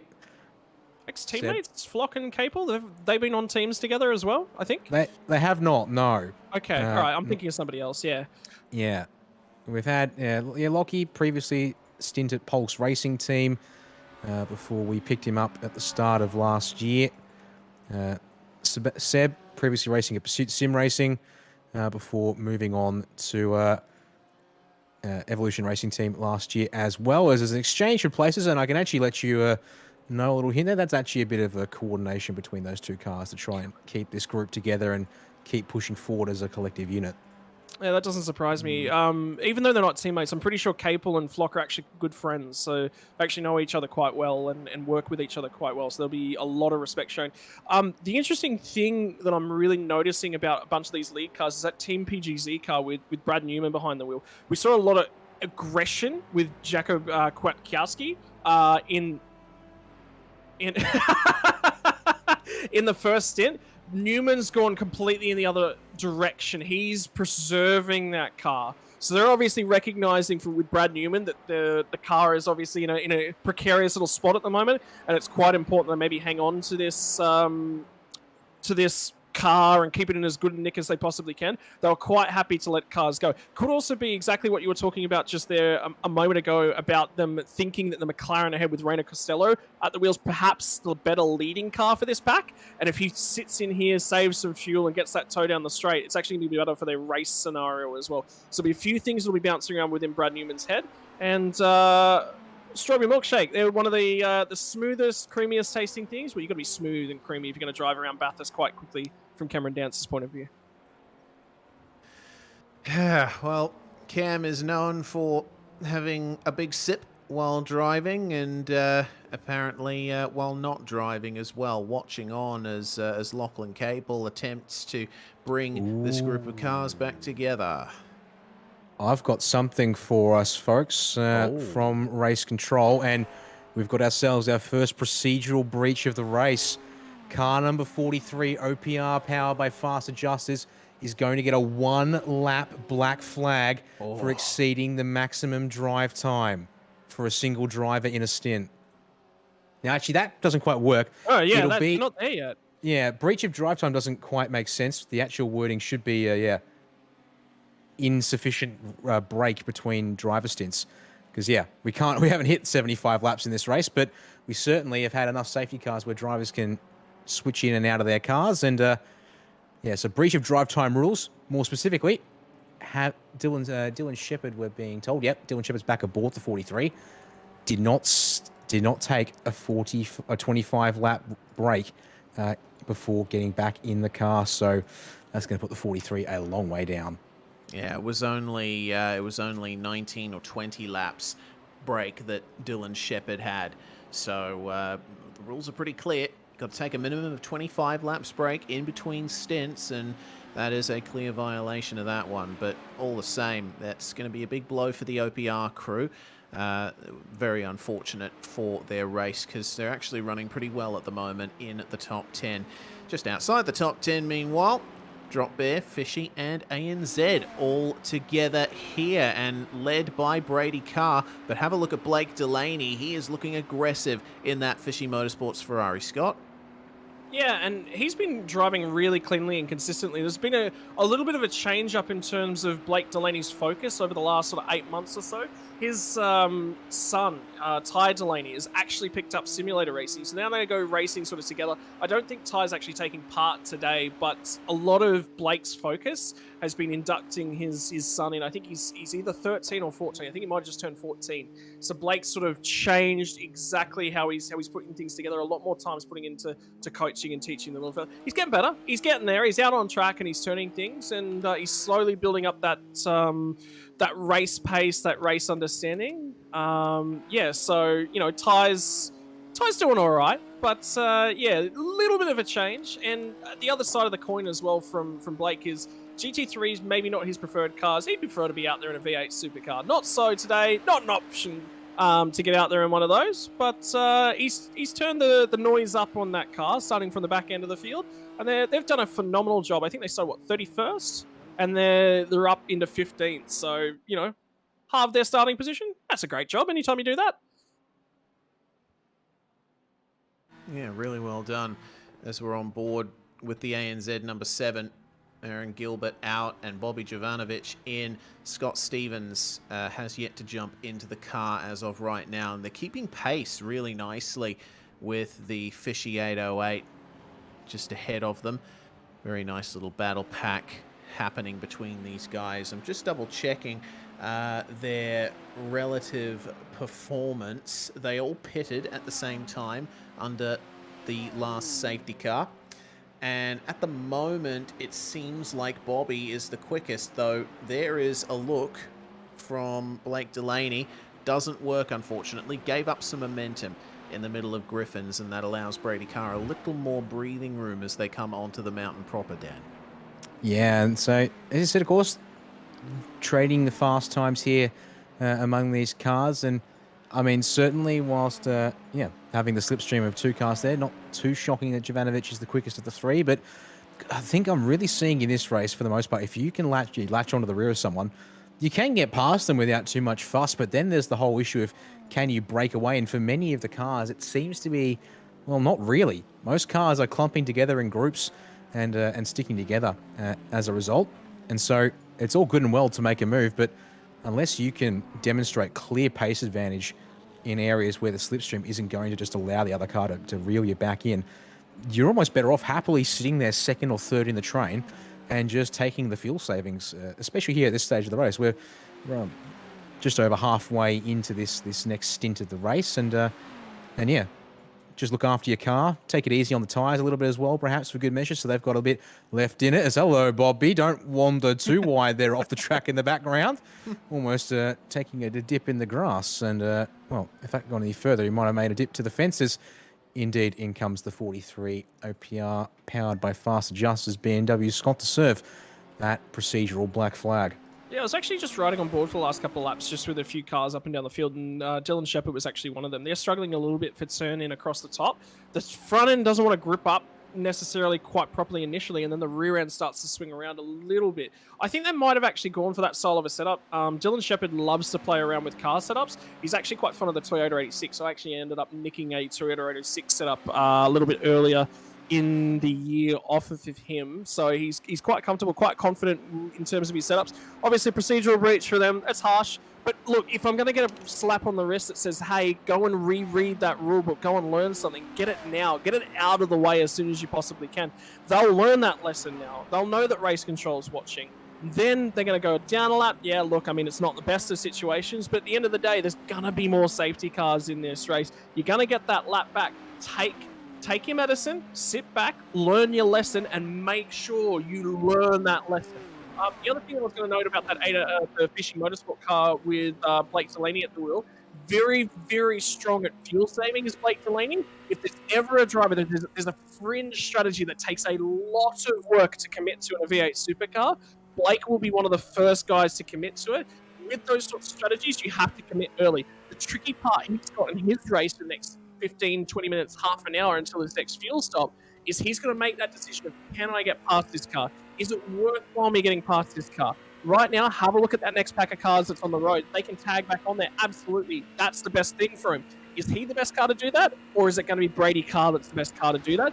If it's Brady Carr, how much fuel am I saving to make sure that I'm sticking with it? So there's a lot of decision making going on with Blake. Very instinctual driver, very relaxed driver, very experienced driver. So you'll see all today. Trouble ahead of them. Unfortunately for Henry King, the 52 Jinx Shifters Ferraris had a little bit of a moment down at the chase, and all three of those cars that were together now slide on by. So a bit of an oops there from Henry King. I think it was entirely self-inflicted, but that now promotes Carr to 12th, Delaney to 13th, Jovanovic to 14th. We'll pick it up here on the Virtual Racing Score replay to confirm. And that's in a bit quick. That's the rear going around, and a little bit more of a drifting application for Henry King there. As after the moves we saw pulled to the top of the mountain. Just a little bit more tame there with that one down in the grass, Reese. Yeah, unfortunately, that's quite an easy thing to do at the chase when you go in a bit too deep, lose the rear end. We're checking back in with the number 36 ABB Racing entry because Josh Anderson is on a charge now. He has started to reel the 105 of Jared Knight back in. Look at those gaps, at least 2/10 up every single lap. And the gap for the lead is now at 3.76 seconds. So this is going to be a good stint here for Josh Anderson. And don't forget, the HTS Racing yellow car is going to be due for a pit stop pretty soon. They're coming up to the end of their 31st lap on this stint. Looks like they're going to be staying out for at least one more lap here, but we will expect them in very soon. 2 laps maximum distance from here for that car. Because remember, they can go maximum 75. Remember, we were talking to the 51 car about their fuel stint. They said lap 72, and this the Jared Knight car is on the exact same strategy. So expect them in any time in the next 2 laps. Righto. Well, now comes the time that ABB Racing will prepare to resume the lead of the race, and for the Fishy 808, their target is still the drop-bearing co-seat BMW, and it seems that now Blake is pretty content with sitting in the slipstream for the time being. There's quite a gap ahead to the next car, which is well, it's not for position, but the next car up the road you see is the Rust-eze Racing car, which is now back in the session after Jordan Duffett had his connection issues earlier. That's a problem for the number 65 machine. That is the Whitey's Pies powered by Ryko entry with Jared Farrell at the wheel. That's another issue for that car, and once again, Scott, it was an issue of losing the rear, but this time he took a bit too much curb at Murray's Corner. I think basically anyone who's ever driven Bathurst, I think we've all made that mistake. It's a really weird corner because you suck it to turn in, but you really want to turn in late and just miss that curbing. I don't know anyone that's not made that mistake. Unfortunately for the 65 car, that just swings the rear end of the car around. And remember what I said earlier, the 51 car, the Crisscross Racing car, and the Whitey's Pies car, remember they're sort of compatriots, they're stablemates a little bit, if you will. So this hour of the race has really not worked in their favor. HTS is in. Oh, yeah. All right. 105 down the lane. I have to say, Jared and I did a very good job on that stint to keep the pace up, I must say, because if I'm brutally honest, despite the fuel delta of about half a tank and change, I was kind of expecting Josh Anderson to really start reeling them in and make the move of it. As there we go, Blake Delaney rolls on up to the back bumper of the drop-bearing Cosia Brady car, but then rolls out of the throttle and says, "That's a whole heap of fuel saving. Thank you very much. I'll take that every day of the week." So the order begins to sort of reset itself some more as Stephen McCarthan's going to bring the Crisscross Racing 51 car to the lane as well. His fuel is out. That is 71 laps on the board for him. And, well, couldn't go that much further in the race anyways. So a little off sequence, but getting that stop done and driver change for those 2 cars. Brenton Jewell jumping aboard the HTS Racing yellow car. And we will see in a moment who's going to replace Stefan in the Crisscross Racing machine. It's just hit the box. So driver change happening now, and it'll be Greg Barber jumping aboard the 51.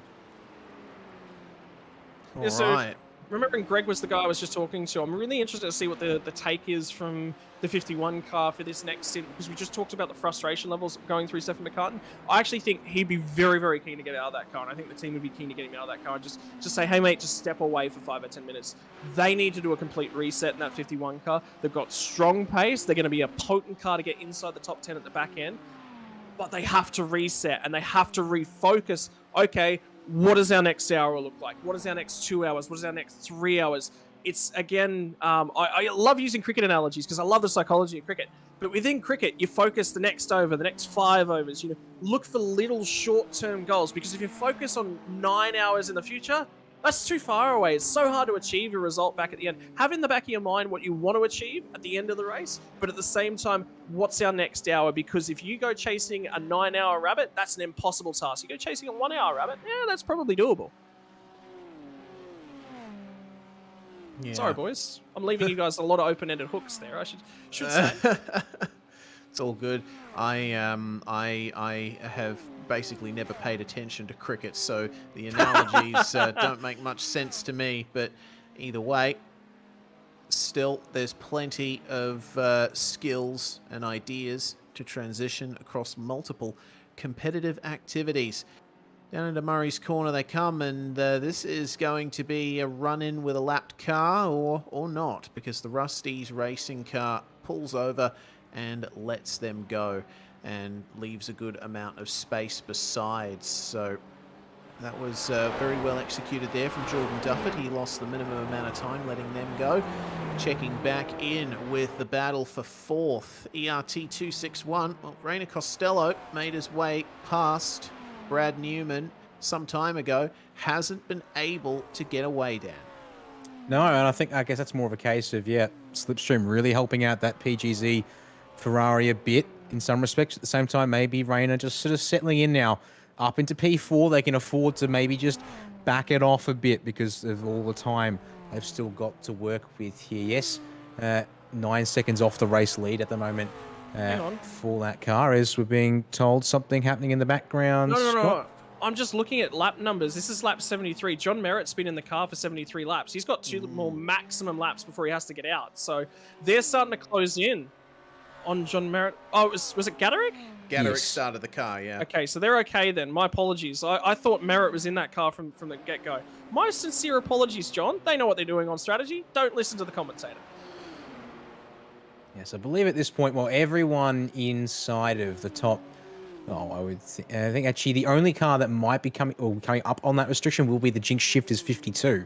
Actually, because Henry King was the driver to start the Ferrari of the ACR 52. He stayed in that car ever since. We've got a replay here. Rapid Theft Racing on the outside there, getting passed up the inside at the cutting by Brenton Jewell in that HTS Racing yellow machine. So nothing too crazy there. So the top 13, they've all had a driver change so far in this race. Henry King is the first car up that will need to come in at the end of lap 75.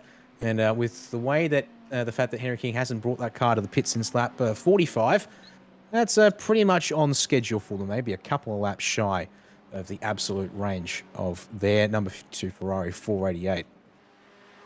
Yeah, I'm just watching that from Blake Delaney. I think he's setting himself up for an overtake. I don't think it'll be much more longer, and we will actually see that 808 Ferrari dip to the right. He might even have a crack here.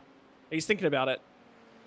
He's thinking about it. It's true, but it looks like Brady's thinking about wanting to keep the position as well, opting to run middle of the road for as long as he dare, and then shuffle on over to open the entry to Griffin's Bend. So I'll stay as they are for a time being. But yeah, I think you're right. That's a bit of a change in attitude up the hill there from Delaney versus what we were seeing a lap or two ago, easing it into the chase. In this case now, starting to really start thinking about where the moves could be made here. But going to have to wait for another opportunity on one of the straightaways here, Reese. Of course, single file across the top is the usual order of the day. Yep, indeed. Keeping an eye on the drop bear car there, I noticed that it went quite close to the wall on the exit of the cutting. Here, meanwhile, is the car running in third, and the car behind, Pulse Echuca Toyota versus Rainer Costello in the Evolution Racing Team 261. He's starting to close the gap down very nicely indeed. 2014 on the last lap for Rainer Costello, 2017 for John Merritt. It's a 2015 versus a 2012 for those two cars. And looks like Lachlan Capel, looks like Brad Newman, is keeping that car in a reasonable gap to the two McLarens ahead of him. So let's see then what this car will be able to do. This Logitech G261, Scott. Remember, Peasnick had a huge spin earlier, which almost put them out of the running. Yeah, that was a huge moment. I was still not sure whether or not that was the undercarriage just completely coming unsealed or not. I don't know what's going on there, but you know they've looked a lot more settled, a lot more stable. I can tell you, for anyone who's keeping up with the Jinx Shifters car as well, they've started their 75th lap with Henry King behind the wheel. If they don't come at the end of this lap, they will get a penalty for breach of drive time restrictions. So we'll keep you up to date with as it happens. But yeah, Costello's driving extremely well at the moment, making a lot of time up on towards John Merritt. John Merritt's sat himself in a really nice spot in terms of the race strategy. I think the call that they made to go a little bit longer earlier on in the piece and leave him out might have bitten him in the butt if they hadn't have got that next safety car, but it also grabbed them some track position. I think it was worth it. It was a risk worth taking. Try and do something early, see what the strategy plays itself out. They'll be taking notes off of all of this sort of stuff, so a lot to sort of keep our eyes on. I think the car on the right-hand side is actually, the 52, the Henry King car, so we'll keep our eyes in terms of requirements for that car. They've got half a lap to make it into the box, and if they don't, race control's not going to be all that happy with them. But yeah, we've got a battle definitely brewing from that 261 car into the 64 car, and that's for the bottom step of the podium at this stage in the race, but long way to go. What are you thinking about, Dan, at this stage of the race? We talked about restarts, we talked about looking after the car, but in this next hole in the middle of the race, we've got 6 hours sort of until we come back later on with 3 hours to go. What's the goal for those next 6 hours? Is it pure survival, or is there a little bit of trying to advance your position just a little bit? Oh, every day of the week you're a race car driver, so you're always looking to try and advance your position wherever you can. But at the same time, we're going to be approaching the hotter parts of the race day. We're going to see track temperatures up above 40 degrees Celsius once we get there. We saw it in qualifying. We'll see it again today because of similar conditions from what I can see in terms of the cloud cover being the fact that there's in-game no cloud coverage today. So we're going to see that as indeed Henry King does indeed respond to the lap counts and such. So they've made that play there. And maybe it's a sign that perhaps Henry King, we won't see too much of him for the rest of the day. Just get his laps out of the way, all in one single bracket, and then just trade back and forth between the other two drivers. But yeah, generally the format now, I'd be saying, is you sort of like you're just sort of feeling out where everyone else is at this point in the race. You're sort of saying, okay, so who's got the faster cars and cooler temps? And then you're going, well, if you've worked on your hotter temps pace, it's about just consolidation at this point. Don't overdrive the car. Make sure it's clean and in one piece, and you've not used the fast repair or taken unnecessary damage that may not have necessitated the fast repair, but also would potentially hamper the car even once it is repaired. So it's all of those little things. Is it actually, let's see here. No, that's not a move for the race. Apologies. That's just Adam Briggs making his way past some traffic ahead. Frog Leap car there. Now, Briggs is also potentially being caught a bit here because Costello, half a second a lap faster, apologies, last time around, than that SSR 89. So keep an eye out here, Reese, for this fight for third to become the fight for second as we go to a virtual racing school replay of Josh Anderson tipping that car in and not getting the apex as he'd like. Yeah, not at all. Well, he's not going to be too troubled by that, I think.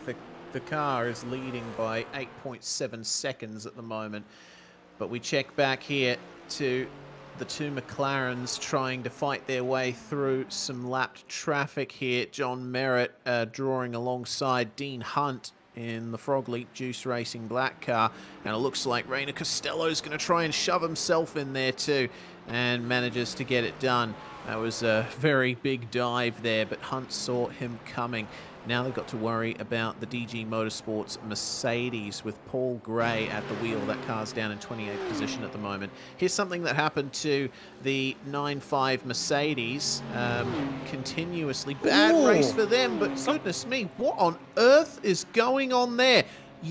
No one takes the chase at that speed, and our director Jay has said he might have been serving a slowdown, but it's on for third. Man, where would you do it? No way! Whoa! Okay. Cue up a replay. That is a command to Jay Kennedy to cue up a gosh darned replay of that maneuver, because you do not pass going into the S's. But that's exactly what Rainer Costello just did. Check this out. He almost loses it on the way down the hill, but keeps control of it. So, if I may, Scott, I'll just jump in. So, you know, I said that this is the part of the race where you just sort of get an idea of where everyone's at, and you just play it safe and smart. Rainer Castell's just gone and blown that one out of the water and said, we've got lap traffic. I'm using you as a pick, because John Merritt was like all fine and dandy to wait for the elbow at the very earliest, I suspect. But no, Costello says, I'm coming through now. You're getting out of the way for me, and you can follow me around now for the rest of the lap and for how many more laps they go on like this. But yeah, it looks like the ERT261, maybe it's subscribing more to the advance your position. And we're going to add the subtext of at whatever cost it may be. We're going to go on board here with Costello for another virtual racing school replay here of that move. Oh man, I want to see this shot from behind. I think the car comes off the ground. Have a look at the... Oh, I love it. Jesus. It's still on. Look at Merritt in the slipstream. He's trying to get Rainer Costello back here.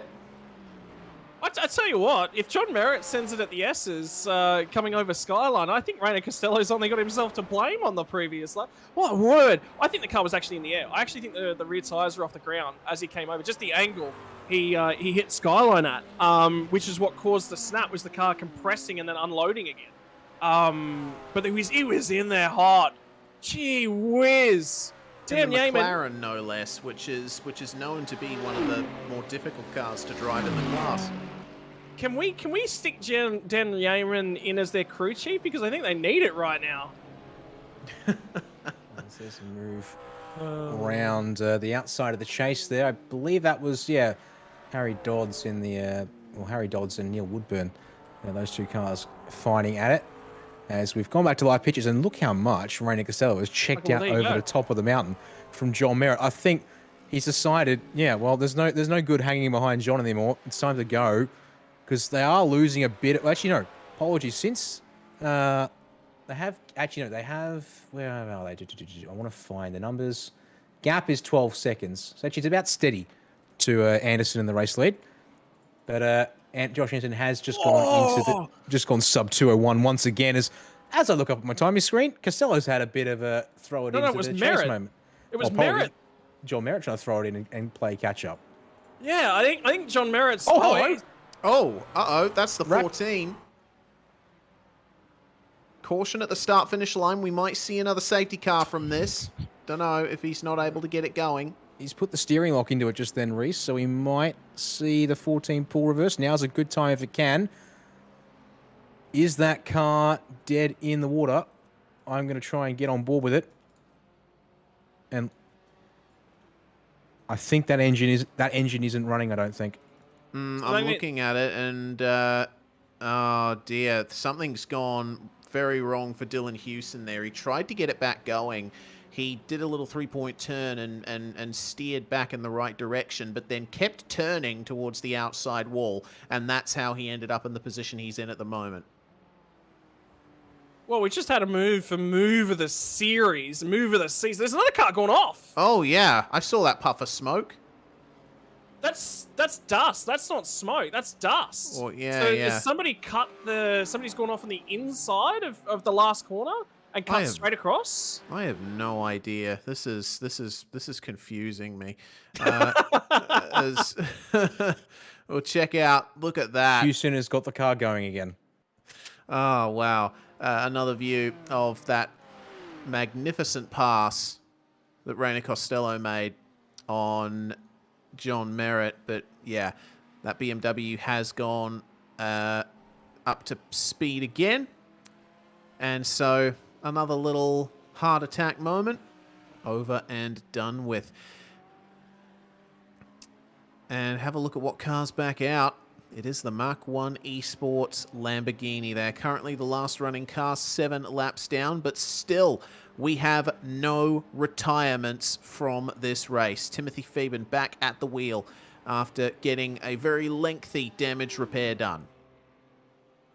Yeah, I don't know if they'll be picking that Lamborghini again for next weekend. I like to call it the Lamborghini, and it looks like they've pulled the genie out of the bottle and gotten that thing repaired.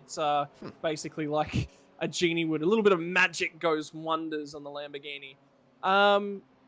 I still want to go back a couple laps. Remember all that chaos just kicked off? We did see the car running very, very slowly at the chase, and producer Jay Kennedy said it was serving a slow. That's a long way to go with a slowdown. So did we got a small mistake for the 36 car at the cutting? Was that was the car that was running slowly? That might have been the car. No. That was a while ago. Yeah. Okay. So, but yeah. Oh, that's the incident there for the 14. Yeah. And so check this out. He does turn to get it going again, but then bizarrely hits the wall and keeps turning right. Some kind of hardware failure? Potentially.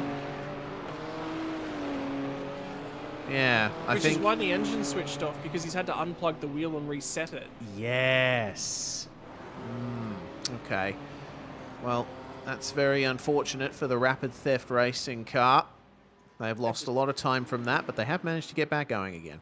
I think, well, if they had chaos or something happened to them at basically every safety car, they're having an abysmal day. I mean, you know, get your luck out this weekend, I suppose, and then go cracking on in the iRacing version in a couple of weeks' time. So the fans out there that are watching motorsport as well today, don't forget, Daytona 24 Hours is running today. In the real world. Yeah, Scott McLaughlin out and in his first ever Daytona 24, so it'll be interesting to see where they're going at. Something I learned about those cars today, I think it was passing on to you guys before the broadcast, is that the LMDH class, or the Le Mans product, it's something so that you can run the Le Mans hybrid, the LMP1 class from Le Mans, and also the Daytona prototypes as well. It's sort of a combined class using the IMSA series. They fire up and on a pit lane using an electric engine. That electric engine is the only thing running for a bulk of the pit lane, and then that fires the internal combustion engine up. So they're a very weird sounding car rolling off the pit lane. But anyway, we've got a few minutes left of this one. 10 minutes to go, and we'll be out of here for a little bit. I'm going to go watch some Daytona 24. Yeah, indeed. It will be a very nice day of motorsport for pretty much everyone around the world. And speaking of that that startup system for the LMDH cars, hearing the Cadillac start up out of pit lane is incredible. It's like it's this high whine, and then it's suddenly replaced by this chum, and then this big, deep, throaty V8 rumble. It sounds like a fighter jet starting up, or an ancient monster waking up after 1,000 years sleep. I absolutely love it. I'm immensely glad that Cadillac was able to get some kind of classic sounding V8 into that car, indeed. And I'll be looking forward to seeing it, just how the race is going in general, because yeah. Well, I say that, but odds on for me is I'm going to actually start up a personal stream, because I'm not coming back to the commentary box for the final 3 hours. So I'll just personally cover our team cars as they're racing for the rest of the day. But even so, yeah, it's just immense amount of fun just to have that electric startup off the lane, or off the box, I should say, and then yeah, the engine fires and just this explosion of this deep engine noise, and even just out on the track in general, compared to the turbo engines of the Acura, which actually has a lot in common with the IndyCar motors, just a slightly bigger displacement, I think, and more or less that's about it. So pretty neat. We've got that the mix of engines out there.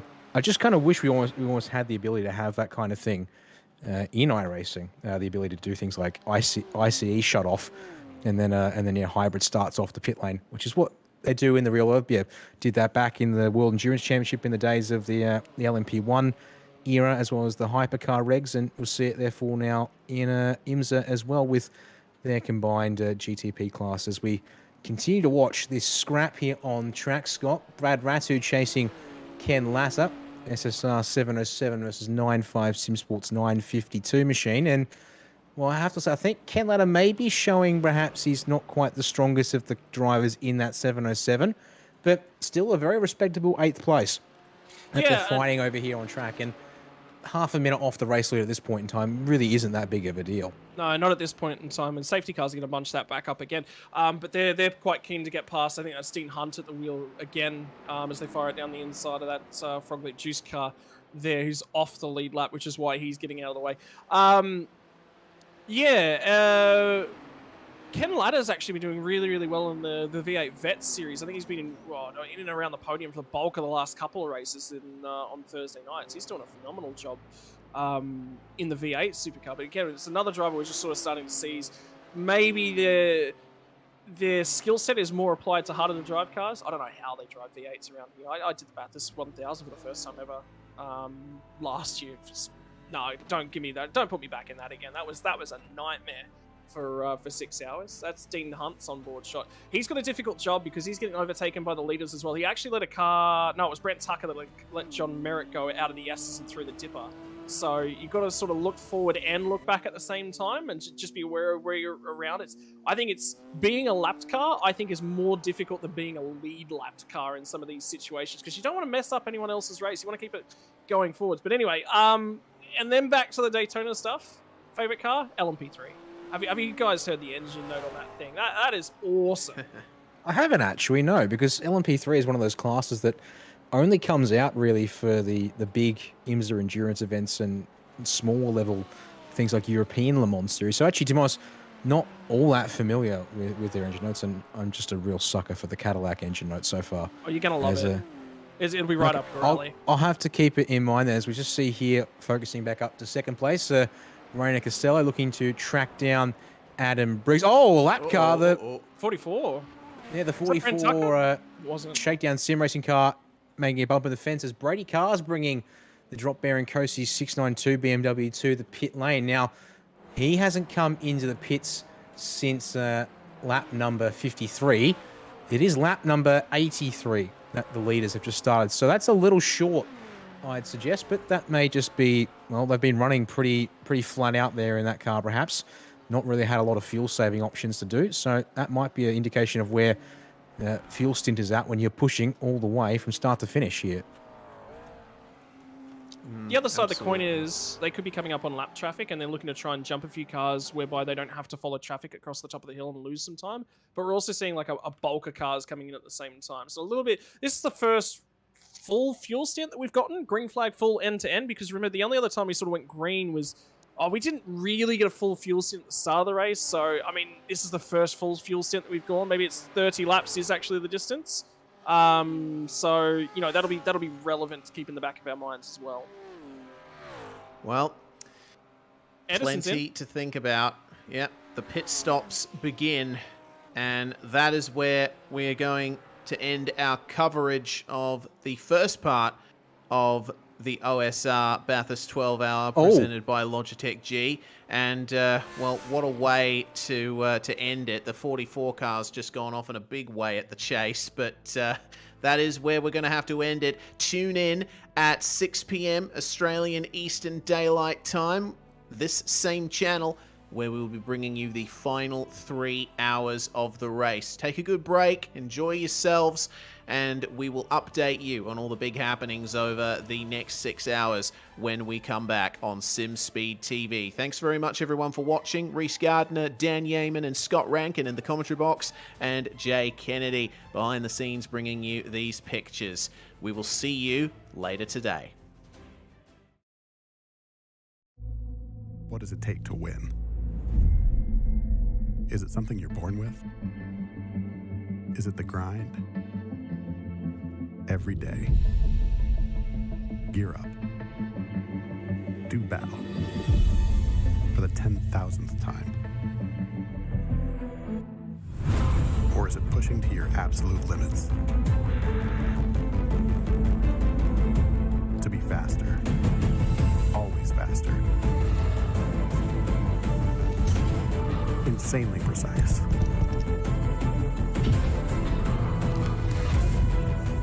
Totally free and at one with the game. Or maybe it's just getting to that place where nothing else matters. Nothing in the way of winning.